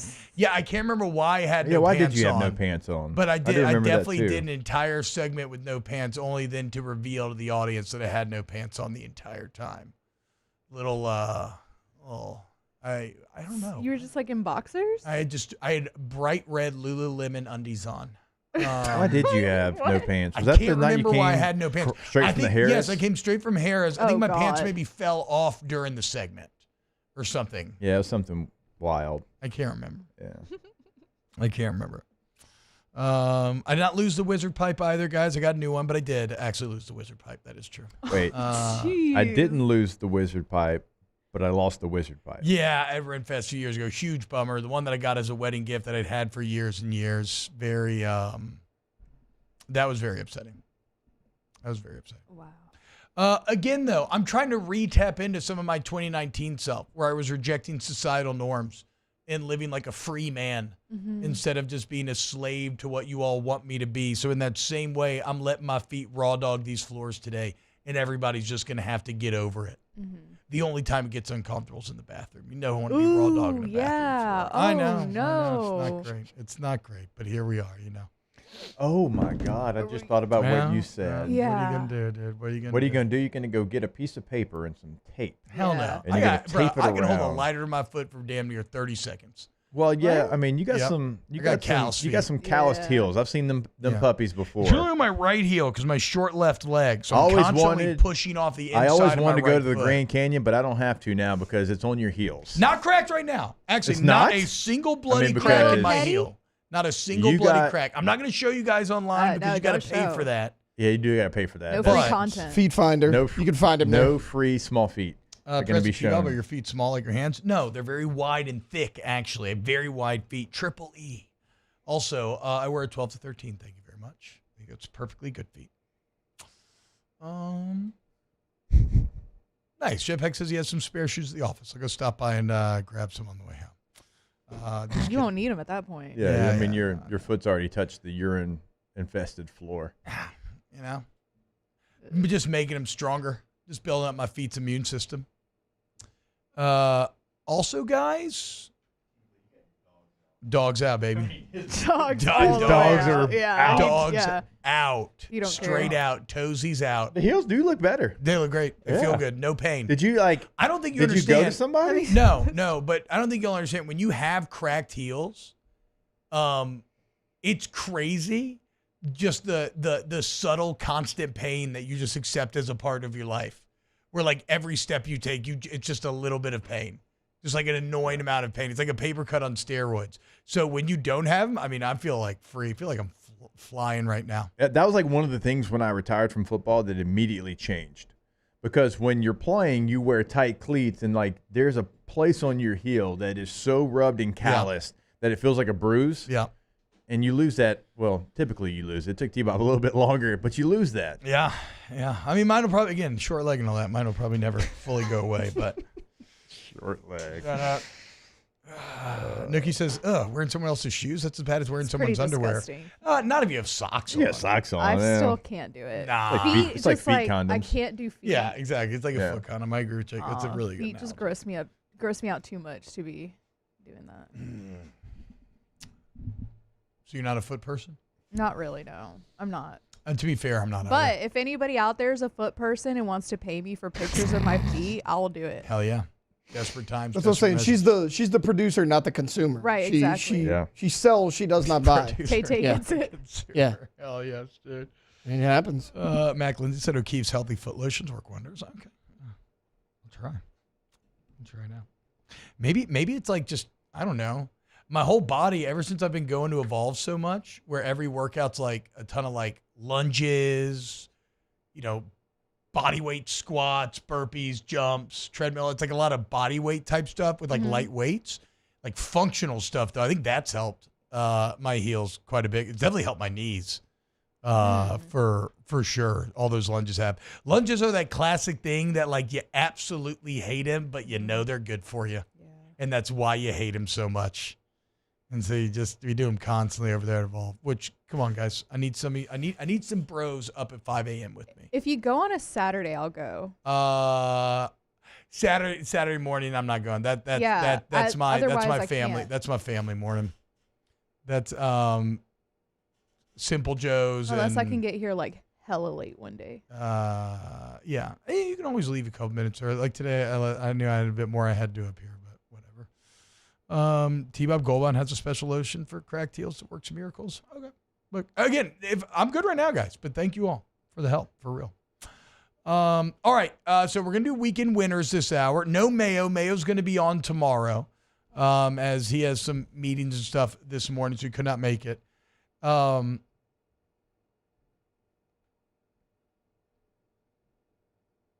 Mark Cumby says, my heels are so callous, you can put a cigarette butt out and I feel, yeah, I think I probably could too. I definitely could in the past. Crazy. I don't know if I could right now 1,000%. But take care of your feet, people. T-Bob doesn't even wash that his hard. Feet. Oh my gosh, I just thought about the fact that he doesn't wash his feet and he's walking around all barefoot today. I just thought about that too. Okay. I do wash my feet. He did say he was going to pick up another pair of shoes, right? But if you're touching the bathroom floor, wouldn't he have to try on multiple pair? Everybody relax. Everybody relax.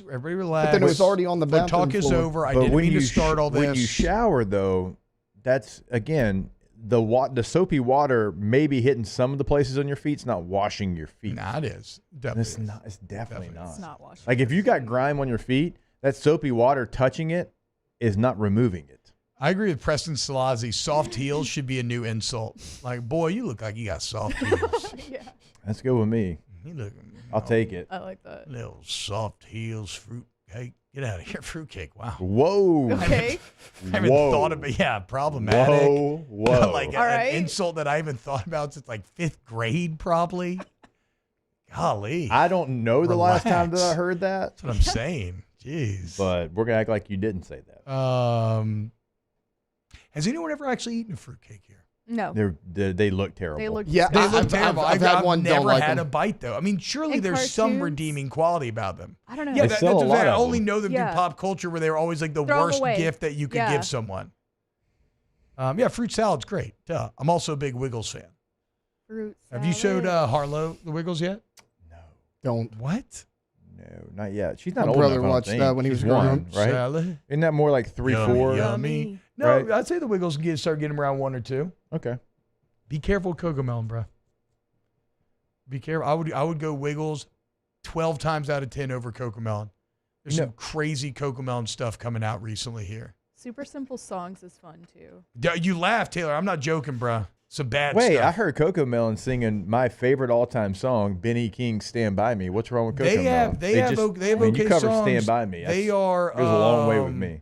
Insidious. And I mean, again, Odie used to love it too. And we it was like sending someone to rehab. She had to go through withdrawals and everything to get Cocomelon out of her. So you scratch a little bit here and there. I'm just saying, bro. Go Wiggles, baby. Go Wiggles. It feels like you were scratching for Wiggles. For real. I think Wiggles is objectively better and more educational. We have never had, like, of our children, like, we have never had a child that's fallen for, like, the it show of the time. So, like, even this is kind of new territory for us a little bit. Like, Jackson. I've heard people love Miss Rachel. My kids are never Miss Rachel kids, but she's a former speech therapist. That's supposed to be really good. Okay. Why can't they all just be like my oldest? He liked Popeye. That's a good one. He watched old school Popeye. Loved it. That's what he wanted for his. Yummy. And Katie, if you're listening, correct me here. But I think for his first birthday, he dressed up as Popeye. Oh, that's so cute. Like, he loved it that much. It was maybe second birthday. One of my favorite concerts I've ever been to was the Wiggles. I we know up you dressed as a up. green Wiggle, and green one was front row, and I was like, Anthony, Simon. And they were obviously a little freaked out. This is when I was still living in my evolved state, long hair, crazy beard. Yeah. And I'd eaten some edibles before. It was a great day. Absolutely great. Do you think you were the only one that had edibles before you went to the Wiggles? No, absolutely not. No? Absolutely not. Not in New Orleans, no. What was that, Tay-Tay? You didn't have kids at this point? Like, oh, that would have been very funny. But yeah, no, I did. Your kids probably think you're the best. Alice had a lot of fun. I think sometimes they do, sometimes not, for sure. And yeah, Bluey's awesome. Like Fonz, I agree. But Bluey's not for 1-year-olds, right? Miss Rachel, the Wiggles, that's for more of that age group. Wiggle. Wiggle.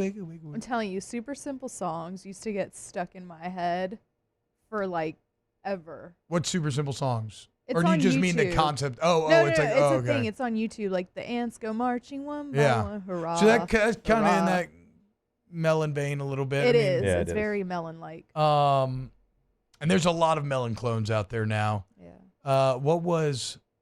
Oh crap! What was the? I can't remember. I had one final point that was going to be a dismount, and I've lost it. Alas, probably all that Cocomelon I've been watching. Mm-hmm. All that Coke, Melon. Yes. Hey now, relax. All right, more OTB when we get back. Off the bench. Go to ITI Technical College, guys. iticollege.edu. Look, if you want to help out OTB and let them know that you came here from the show, 225-267-8003, 267-8003. But again, all I really care about is you getting that better life. And that's what we do at ITI. In just 2 years, you can get a career, okay? They have flexible class schedules, day and night classes. You get Friday off. They got a beautiful campus right there off of Airline, hands-on learning with the real-world technology. Plenty of financial assistance through multiple different avenues for those who qualify. Go to iticollege.edu. Yeah, when you go, you will see on the homepage just the incredible campus off Airline Highway. Kind of gives you a virtual tour, but go see it for yourself. Go put boots on the ground. You'll be blown away. The campus is set up for your success. It is going to help you move forward in life. iticollege.edu, iticollege.edu. There's nothing chill about a hot, sweaty line. Unless you add Mountain Cold Refreshment. Coors Light. Choose chill.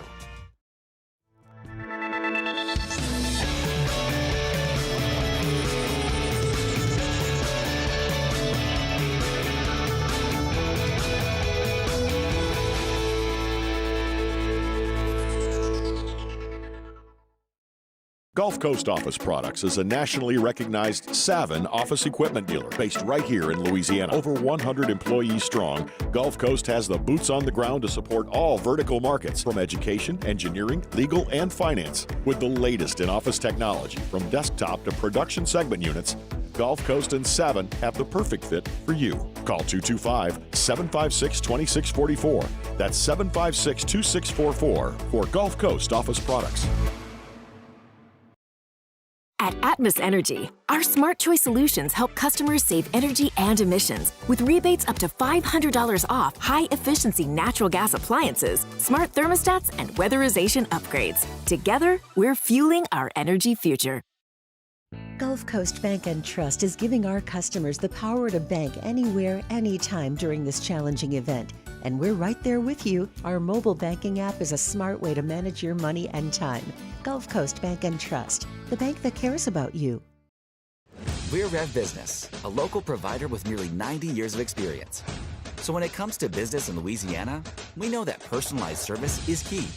And we're here to go the extra mile with all fiber solutions that deliver what every business needs: reliability and quality. We're not just providers. We're the local team dedicated to helping you succeed. True partnerships are homegrown. Rev Business, internet, phone, managed services. Visit us at letsrev.biz. The Windsor Senior Living Community in Mandeville, Louisiana is a beautiful, vibrant apartment community geared toward seniors.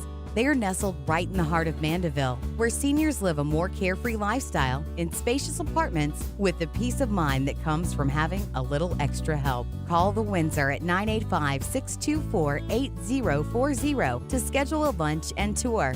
Come see how the Windsor can be your passport to peace of mind.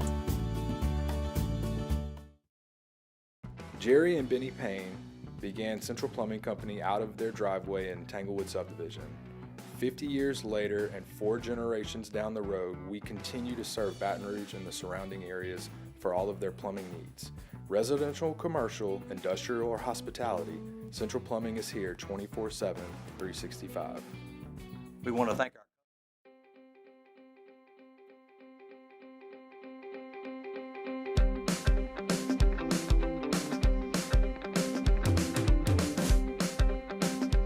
Welcome back to more sports talk with some other stuff mixed in. Off the bench with Hester and T-Bob.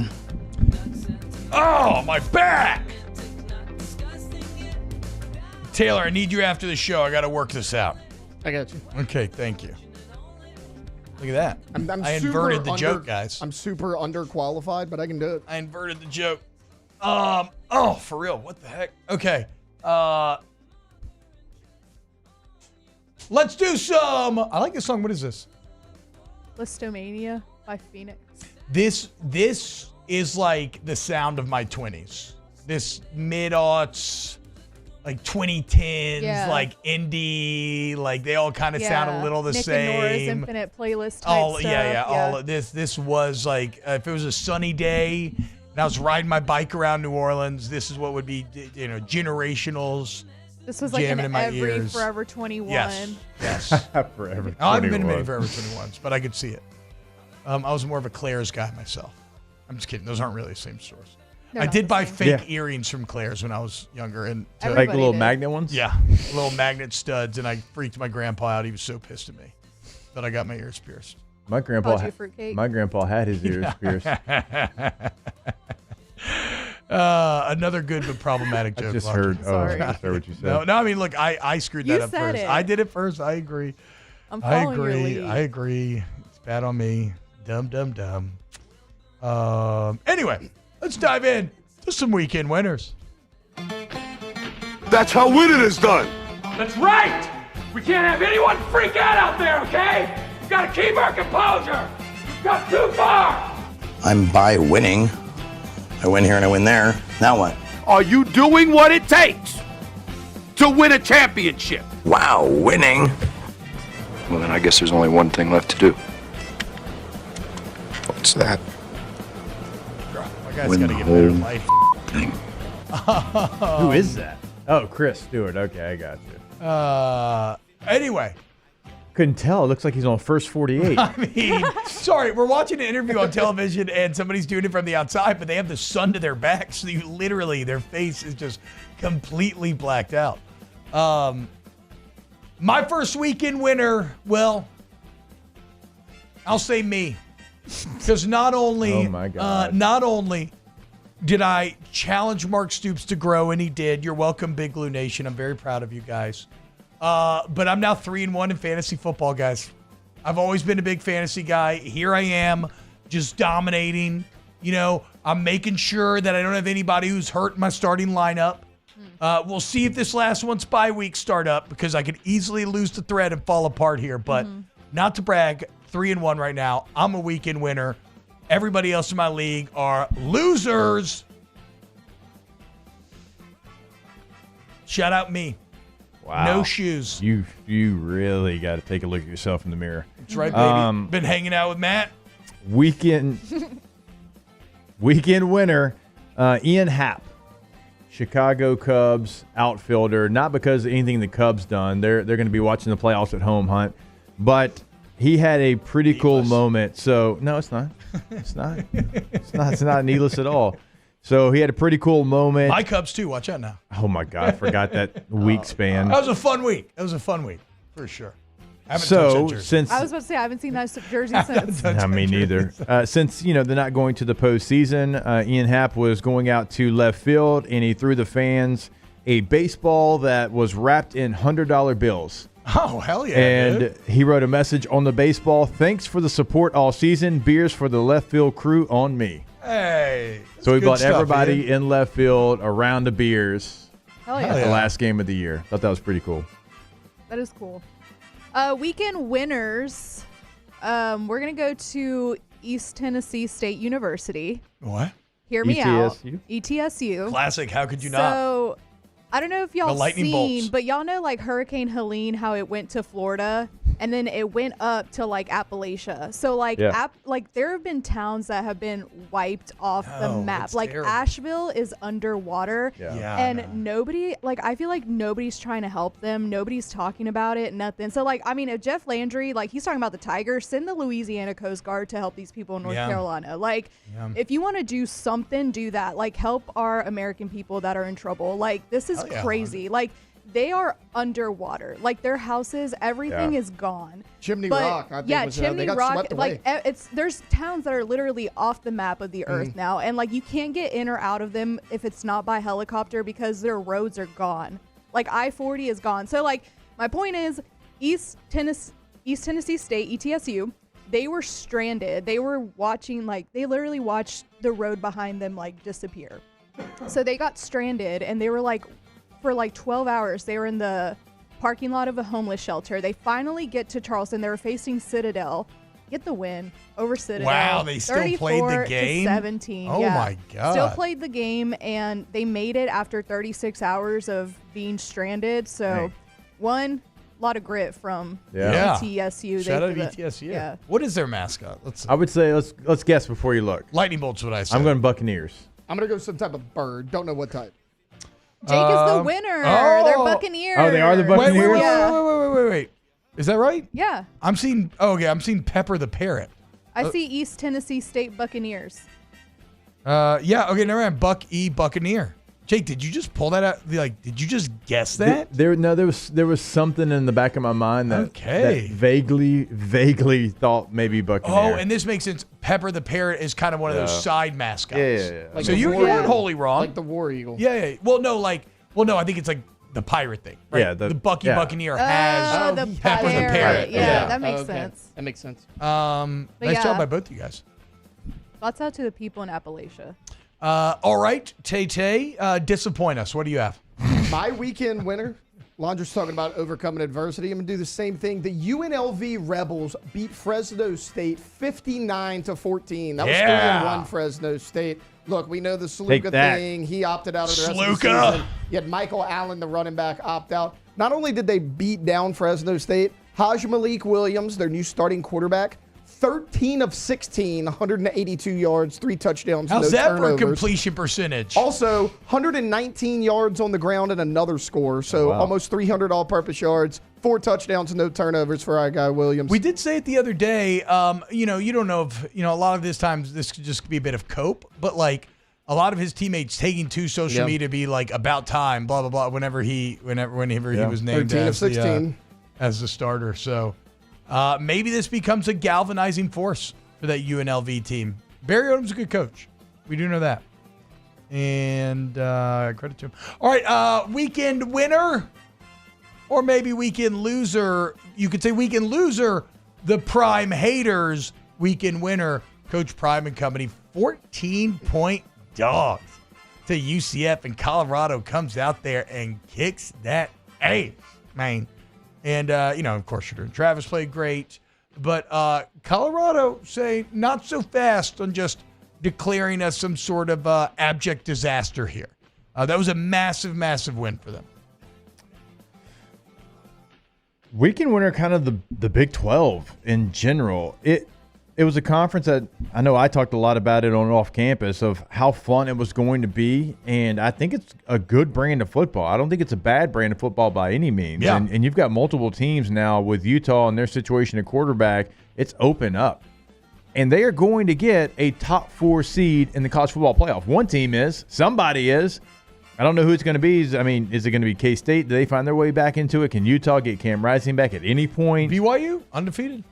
BYU, and after what they did to K-State, and as a road dog, it's still surprising against Baylor, and Baylor fought back at the end. But I don't know who it's going to be, but they're going to be battle tested. Yeah. Like whoever it is, that's going to give them somewhat of an advantage. Hell, Colorado's still got a great shot. Yeah. I think we probably agree that Colorado's deficiencies will hold them back. But yes, the Big 12 remains maybe the most fun top to bottom conference. Weekend loser, Florida State. Sheesh. Ooh. Smoo. Let Smoo put it on you, dude. Not good. It's bad. Not bad. Anybody else back there? I got one more. Okay. Obviously, our show is off the bench. Well, let's give a shout out to the ultimate quarterback that is just able to come off the bench and make things happen. Joe Flacco. The Pittsburgh Steelers are undefeated no more. Joe Flacco, 16 of 26, 170 yards passing, 2 touchdowns. Came in place of Anthony Richardson and dominated that game. Once again, we saw him do it last year with Cleveland. Joe Flacco just continues to just come in out of nowhere and make plays and win games. What do you do, though?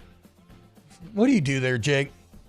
It's not unlike, I mean, the Panthers bit the bullet and finally just like, we have to start Andy Dalton. Like, what do you do if you're Indy and clearly the more Flacco's the better kind of quarterback? Do you just do sub packages for Richardson? Like, what's the play there? I mean, Richardson, before he went out with injury, was 3 of 4 for 71 yards. Oh, I didn't know that. Yeah, no, he was actually having a good game. My guy AR-15, never mind. I take it back. He's the man. And he had 3 carries for 24 yards. You know what I'm saying? So, like, I don't know. I think there's something there. It would have to be egregious for you to put Joe Flacco in there in place of him. But that's 2 years in a row now that he's had injuries. It doesn't matter how big you are. If you play like that, it's going to be tough to stay on the field. Yeah. And I love the excitement, but we saw Cam Newton go through injuries. We've seen Anthony Richardson. They're giants. But you play like Taysom Hill's going through it. You play like that, it's tough to stay on the field. It's just a lot of wear and tear. To me, that's always been the most impressive thing about Lamar Jackson. Take the stats out of it. His availability has been excellent his entire career. I mean, who cares about the numbers at that point? He doesn't take the big hit. He doesn't take the big hit because he's so twitchy. Smart, yeah. He does play smart, but he's so twitchy that it's hard to get the big hit on him. It's also like, I mean, honestly, I've always thought Mahomes does a pretty unreal job of skating the line, of being able to run around a ton, but never get hit. Like Lamar does get hit, Mahomes never gets hit. The Chargers fell for the classic Mahomes pump fake 73 times. I'm like, y'all, just don't jump. Also, like, it's hard. You're not going to bat it down anyway. It's hard. Just keep your feet on the ground. Jake, the false starts yesterday. Weekend winner Jaden Daniels in the commies. How about it, dude? Goodness gracious. Dominating the Cardinals 42-14. Daniels 26 of 30. 230 yards, 1 touchdown. He also ran for 50, had another touchdown on the ground. Now, unfortunately, did they punt? Huh? Yep, they punted once. He sucks. Never mind. 3 games in a row. I take it back. Washington's not that good. No, it's crazy, man. 8 for 47 on the ground. What an unreal time to be a Washington Commanders fan, as it feels like you've got your guy. Even though I saw Caleb Williams hip-hopping around after the game, so the Bears got to win? Against the Rams, yeah. There you go. Maybe Jaden should have told his punter not to expect a lot of action this year. I was thinking that, yeah. Because the Bears scored 10 points? They actually scored 24 yesterday. Oh. Yeah, they scored 24? They won. Look at that. Wow, Denver beat the Jets 10-9. Ugh. Yikes. They had the Rams have like nobody available right now, correct? The Cup's out, Puka's out. Yeah. They don't have nobody. Wait, wasn't that an old internet video? Something about just keep Puka, on. I can't remember. It wasn't called that, but keep on. I knew exactly where he was going. Denver had -7 yards passing at halftime and had the lead. Bo Nix finished with 60 yards passing, and they beat Aaron Rodgers and the New York Jets. I just noticed that Matt Prater's still in the NFL. Shout out Matt Prater. He's my teammate in Denver, and he was old then. He's 40. 40 years old. Shout out, Matt. Sorry. All right.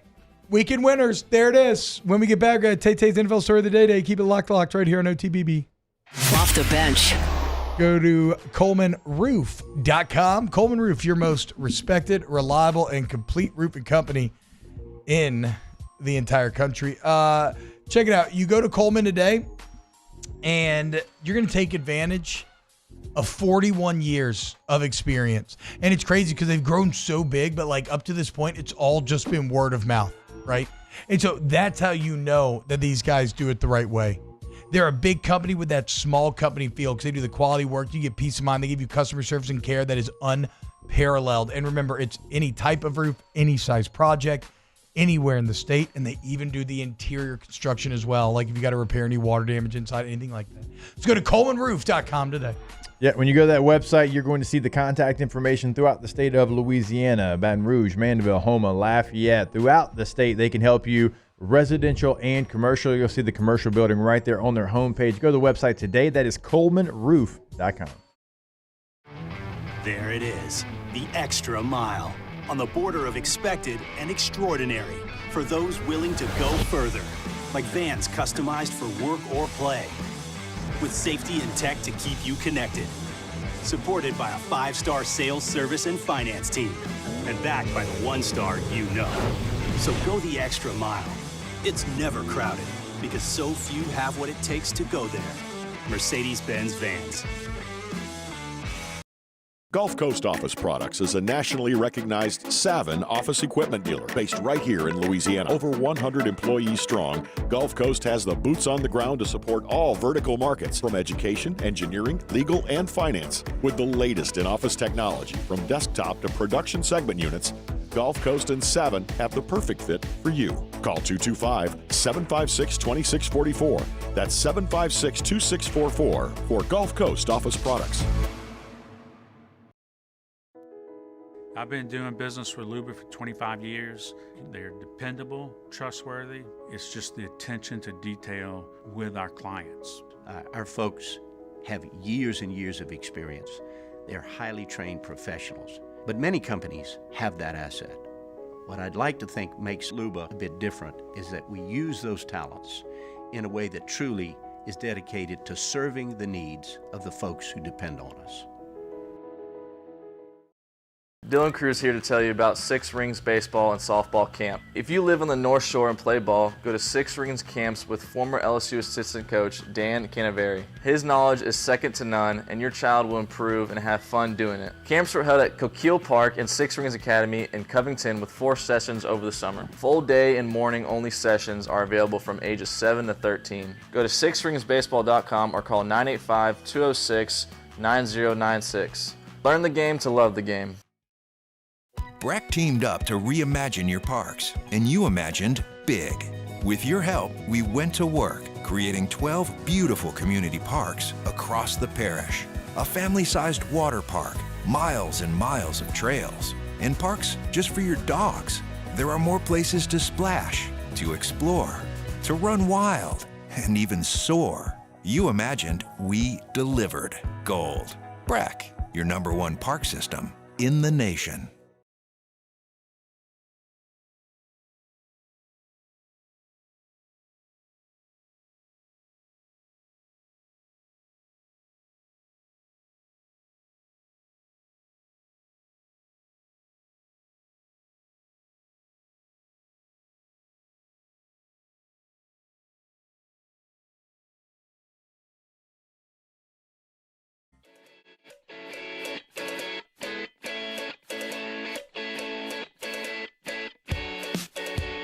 Welcome back to Off the Bench with Hester and T-Bob. Hey, remember, guys, oakparkevents.com. It's oakparcevents.com. Whether you're looking for like corporate get-togethers, you're celebrating a big goal in your business, big sales goal, whatever the case may be, we got a couple of great venues with a lot of great spaces within each venue for you to check it out. Oak Lodge, Park 73. And if you just got engaged, fellas, congratulations. You want to know a great way to get some early brownie points here? You tell your wife, hey, guess what? I set us up a couple free consults to go look at some spaces, and you show that you give a damn, okay, that you're involved. And you know, maybe you find what you're looking for. I think you will, for sure. Maybe no, but either way, you win. Done thousands of weddings over there at Oak Park. It's oakparcevents.com. So whether you want Oak Lodge with that New Orleans charm or Park 73 and a little bit more of that green, wide open space, it's all there for you at oakparkevents.com. And it's turnkey, guys. They do all the planning, food, whatever, however you want it, they customize it. All right, I want to get to Tay-Tay's story real quick. I got to say this, though, guys. This new Rings of Power season is pretty badass. If you're not watching, you should be. I'm still an episode behind. I just finished episode 6 last night. It's awesome. I'm very happy with the way that this show has kind of found its footing here in season 2. And what was true from season 1 continues in season 2. The production values are so freaking good. All right, Tay-Tay, you're up. It's time for Tay-Tay's NFL Story of the Day. Your daily dose of NFL news from Taylor Sharp. T-Bob, you seem like a guy who loves dramas. You like a good drama? Yeah, absolutely. We got a little NFL quarterback drama for you. Okay. With a current player and a retired player. Of course, it's Baker Mayfield and Tom Brady. Oh yeah, I saw the tweet. I saw the quotes. A week ago, Baker appeared on Corey Kluber's podcast, and he took a shot at Tom Brady. He was a little playful. He said, with Tom Brady in the building, obviously Tom is a different animal. He's like, he had everybody dialed in, high-strung environment, everybody was stressed out while playing. He said, they wanted me to come in, be myself, and kind of bring the joy back to football for the guys who weren't having fun. Well, they asked Brady about it in the broadcast, and the competitiveness of Tom Brady came out a little bit. On the broadcast, he goes, I thought the stressful part was not having any Super Bowl rings. He goes, so there's a mindset of a champion that I took to work every single day. This wasn't daycare. If I wanted to have fun, I'd go to Disneyland with my kids, not play professional football. He said there's a way to approach this game with the right mindset and push each other out of your comfort zone. And if you have great teammates, they know that. So a little bit of a riff there between the current Bucs quarterback and the greatest of all time. Now, they talked after the game on the field. It was all good. Yeah, but, it's all good, dude. I like the fire from Brady in the broadcast booth. A lot of people are like, hey, he's too uptight. He's too serious. He didn't know anything back there. Yeah, and look, my deal is, though, to be fair, there's no one way to skin a cat, right? Mahomes, while he is a psycho competitor, he does not approach it in the same way that Brady did, right? I feel like Mahomes' team seem like they're having a pretty good time out there, and yet they win. But yeah, either way works, and I get where both are coming from, because even Todd Bowles seemed kind of miserable by the end of the of the Brady era. But then look at him now. Bucs seem fine. They're winning the NFC South. Screw him. I hope Baker Mayfield sucks. I really hope that he loses in 2 weeks when he has to square up with Saints. We'll see. Saints got to take on Mahomes first, though. Who did the Saints pull for on Thursday night? It's Bucs and Falcons head-to-head. Falcons beat you. They're a game up on you, but the Bucs have a better record. Buccaneers are the better team. Hey, at this point, though, I'll just call it a win-win. It doesn't matter. Because it's neutral, because whoever wins is bad for you, but whoever loses is good. So it's too early to tell. Also, if the Saints can't figure out how to start winning some of these games, it's irrelevant anyway. Yeah, it doesn't really, because you have to beat them at some point. I do love Brady's mentality, though. Dude, he's so good. My God, man, dude, I thought the stressful part was not having Super Bowl rings, nerds. So you have to be that. That's gonna be so loud when you drop that. You have to have that mentality to do what he did. And was it a step too far for a lot of people? Probably so, but he had to be that person to do what he did. Yeah. He just had to. Michael Jordan, same way. Yeah. The greatest to ever do it, have that mentality. What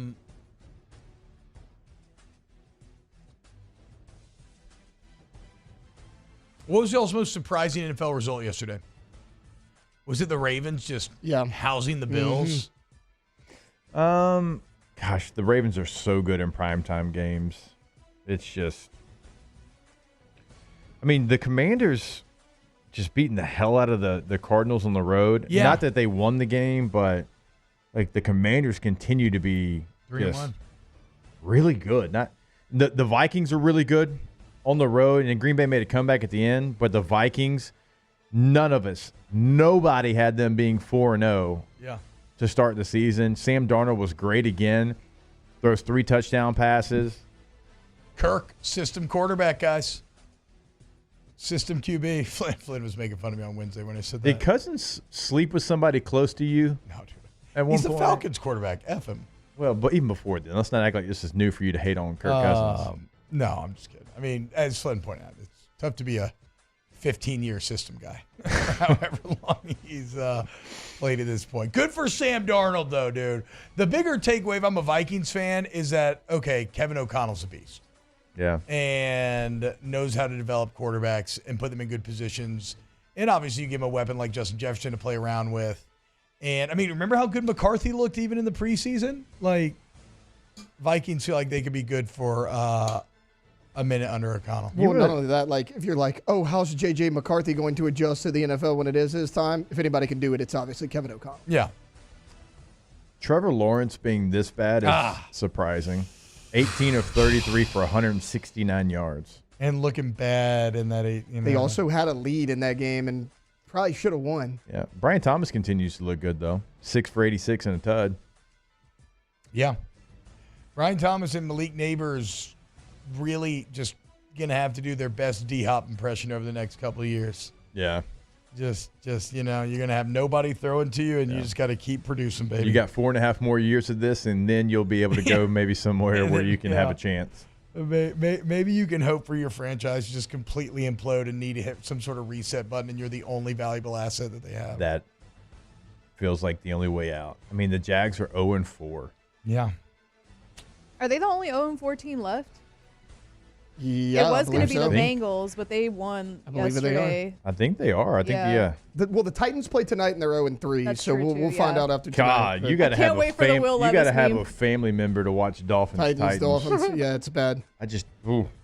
The Dolphins especially when you have starting, Seahawks Lions as another option. Yeah. Well, Skylar Thompson's out as well. Tyler Huntley's starting that game for the Dolphins. And he sounded like yesterday. No Skylar Thompson? No, he had a chest injury. So Kansas State finest? Tyler Huntley, who's been on the team about a week and a half, is going to get Oh, dear Lord. Not the most surprising, but like how Taylor mentioned the Broncos-Jets game earlier, just hilarious. 10-9 is gross. Just clean your underwear out nasty. Negative 7 yards passing at halftime. He finished with 60. 10-9 is the NFL equivalent of me accidentally reaching into Bobby's diaper yesterday and just coming away with crap on my hands. Gross. Absolutely disgusting.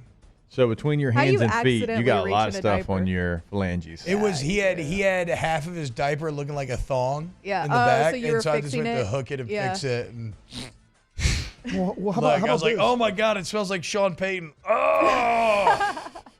Immediately went and washed my hands. They didn't run the ball well either. I went to fix it. The best part about like being a parent, like if y'all did that, like that would be traumatic. Like Yeah. I'm when so you're used to my in the kids' game. crap. And I was kind of scared of my kids' crap at first, but you immediately don't get. But like before I had my first kid, I'd never changed the diaper. I was like, why would you? Yeah, freaked out by it. Yeah, a it's little true. I don't used to change it. many strangers' diapers. No, I'm a little Hey, can I used change to your it. kid's diaper? Right. No. Need to practice. I got one on the way. You mind? You mind? You're at the bar. Hey, I think he has a poop diaper. Can I get in here? I'll Let me take just him. do a little I'll practice? take him. You can stay. Tag me in. This one's probably the least gross, but like the thing that I still can't get, like I used to be a nanny for my cousin. Like I've raised kids, right? Yeah. So like the one thing that I still cannot do is like the drool. Like Really? Yes. Wow, I that's cannot do interesting. it. The drool just I think the drool's kind the of one thing I just can't like do. Whatever. no, it disgusts me. That's crazy. When we get back, let's do a little Ask the Bench here on OTB. Off the bench. Go to Tommy's Windows, Doors, and Siding. And Jake, we got a big beard competition coming up this weekend. But real quick, Jake, why don't you just talk about Tommy's Windows, Doors, and Siding for a second? Yeah, go to the website, gotommys.com. Of course, that's GEAUX Tommys.com. You can find all the information, what they can do for you, but also big contest coming up, Teak. Yeah, so check it out this Saturday, October 5th at Rally Cap Brewing, starting at 6 p.m. We have the Go Bearded Beard and Mustache competition. Okay, we got a few different categories here. We got Kids Creative, Whiskerina, Full Beard, 0 to 6 inches, Full Beard, 6 to 12 inches, and Full Beard, 12 plus inches.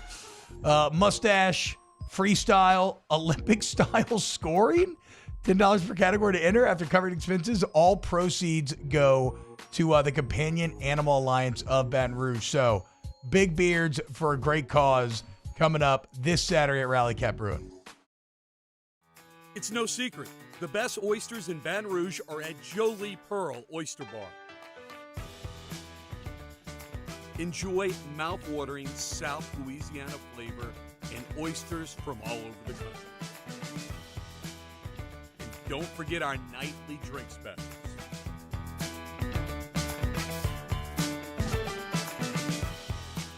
Holy Pearl Oyster Bar, located in downtown Baton Rouge. There it is, the extra mile, on the border of expected and extraordinary, for those willing to go further, like vans customized for work or play, with safety and tech to keep you connected, supported by a 5-star sales, service, and finance team, and backed by the 1-star you know. So go the extra mile. It's never crowded, because so few have what it takes to go there. Mercedes-Benz Vans. Electricity is all around us, and our families depend on it. Every day is sparked by the power of a cold drink or a warm meal, a movie night, and a comforting light at the end of a dark hallway. From sunrise to sunset, playtime to bedtime, our team is ready to take care of your electrical needs. Even in the case of an after-hours emergency, the light in your life shines brighter with Mr. Electric. Hey, it's Matt Moscona. For years, you've heard me tell you about Insurance Network of Louisiana, helping you find better coverage for less money. But it's not just for your home and auto. They also offer commercial property. So, retail stores, professional offices like doctors, dentists, attorneys, clothing boutiques. Insurance Network of Louisiana can find you better coverage for less money. They service the entire state of Louisiana, and they're local. So call today at 293-0450 or lainsurance.net. Jerry and Benny Payne began Central Plumbing Company out of their driveway in Tanglewood subdivision. 50 years later and 4 generations down the road, we continue to serve Baton Rouge and the surrounding areas for all of their plumbing needs. Residential, commercial, industrial, or hospitality, Central Plumbing is here 24/7, 365. We want to thank our customers, family, and friends for 50 years of success. And looking forward to 50 more. Gulf Coast Office Products is a nationally recognized Savin office equipment dealer based right here in Louisiana. Over 100 employees strong, Gulf Coast has the boots on the ground to support all vertical markets, from education, engineering, legal, and finance. With the latest in office technology, from desktop to production segment units, Gulf Coast and Savin have the perfect fit for you. Call 225-756-2644. That's 756.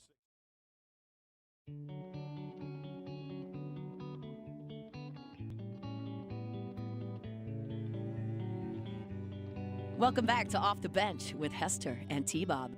Oh my God, Jake. Well, you're so right. It seems so long ago. We haven't even talked about Miami, Virginia Tech. The insanity Friday night. Was it a catch? Not a catch. Gosh, it was 50-50. I thought But the fact that they overturned that. And also, what was that last series by the referees? They missed a horse collar. They said he wasn't moving forward to go out of bounds. Like, Virginia Tech could have done better with the clock, but they got no favors in that last drive. Man, that was crazy, dude. What a day. I would have bet almost anything in my life that was going to stay a touchdown. No, I had randomly gotten pretty deep in my tequila at the neighbors, and I thought it was a catch at the time. Looking back at it, it kind of got ripped out right when they hit the ground. Like, I don't know, but just what a wild ending nonetheless. But hey, look, Miami's got to learn from this. You know, you got lucky this time. You survived.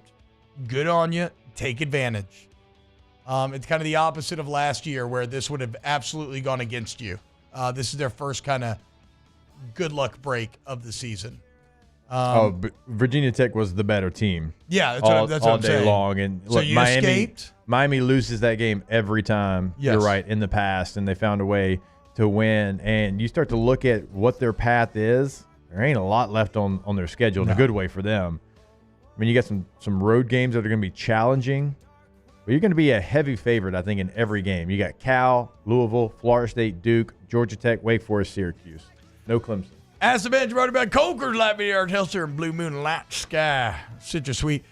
Darius, that's the bench. We thought Baker would unlock Perk's potential, but is he really unlocking Greg Penn's potential? So the problem is, where I missed on all of my Perk Baker stuff was I kept using Damone Clark, but as we said, Damone Clark's size is that of like a huge kind of prototypical perfect inside linebacker, whereas clearly Perkins' body is just not made for that position. So yes, the impact that he has had on Weeks and Penn has been bigger, for sure. Ask the bench, when you go to hibachi, are you finishing the whole meal? Yeah. Absolutely. Absolutely, yeah, for sure. How? I have a problem leaving food. I do too. Yeah. I don't really ever at restaurants. Like I will do. I don't know. I just, especially if I pay money for leftovers? No, I mean Hibachi's one of those things that you eat too until you're uncomfortable. Yeah. You know. Yeah, I do, but like I still can't finish it all. Yeah, I can gobble it up. I can eat a lot though. Ask A the bench. gobbler. I am. That's what they call me. Mm-hmm. T-gob? T-gobbler. T-gobbler. Ask the bench, can we send new voiceover lady to assist with the flooding? Okay. Again with this. Ask the bench, top root beer, Barks, obviously. And why does root beer make a seafood boil better? Because it's delicious. A&W over Barks? Yep. I said what I said. Absolutely. Wow. Every day I'm surprised. Every day. I love A&W.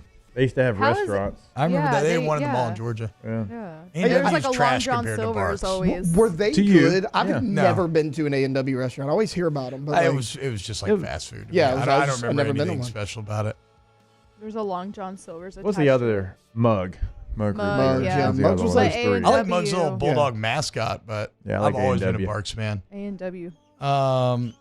As to bench, T-Bob, your nuts may be done. Yeah. Car sucks. Yeah. What are you going to do? No, all he has to do is finish top 12 in one category. We tried to tell you. We'll see.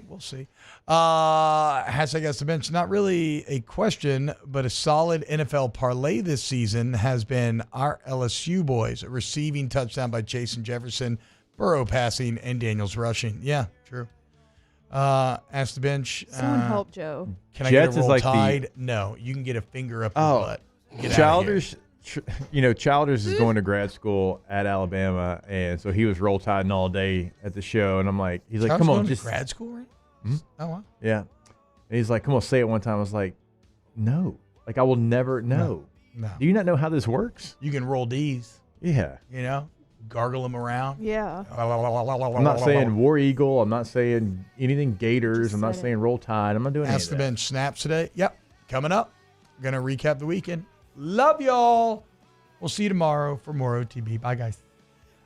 Off the bench. Go to trashrangers.com, trashrangers.com. And a root beer float's better than a Dr. Pepper float. Trash Rangers. Speaking in absolutes a lot today. .com. You like a Dr. Pepper float better than a root beer float? Like all floats. I think a root beer float is the best. All floats are good. I think a root beer float's like Like a Trash good Coke Rangers. float They're the too, best. you know? Yeah, Coke floats are good too. But Trash Rangers is the best. And that's what I'm talking about. And so if you need, oh wow, Miss Terry went 7-2 and Nick went 5-4. That's funny.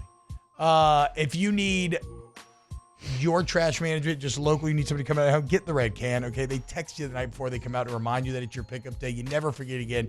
You can finally get your nagging husband off your back. Go to trashrangers.com, trashrangers.com. You can sign up for residential service. You can sign up for commercial service, and then also sign off for a roll-off dumpster. 3 different sizes to choose from. Tell them what you got going on, how big the project is. They're going to make sure you have the right size roll-off dumpster. Trashrangers.com. It's an everyday thing here. We work horses in the mornings and we work on the property during the day, and without these John Deere tractors, you know, it'd almost be impossible to keep up with the place. I've dealt with some of the other colors and stuff, and I never really got the response back that I get from John Deere, you know.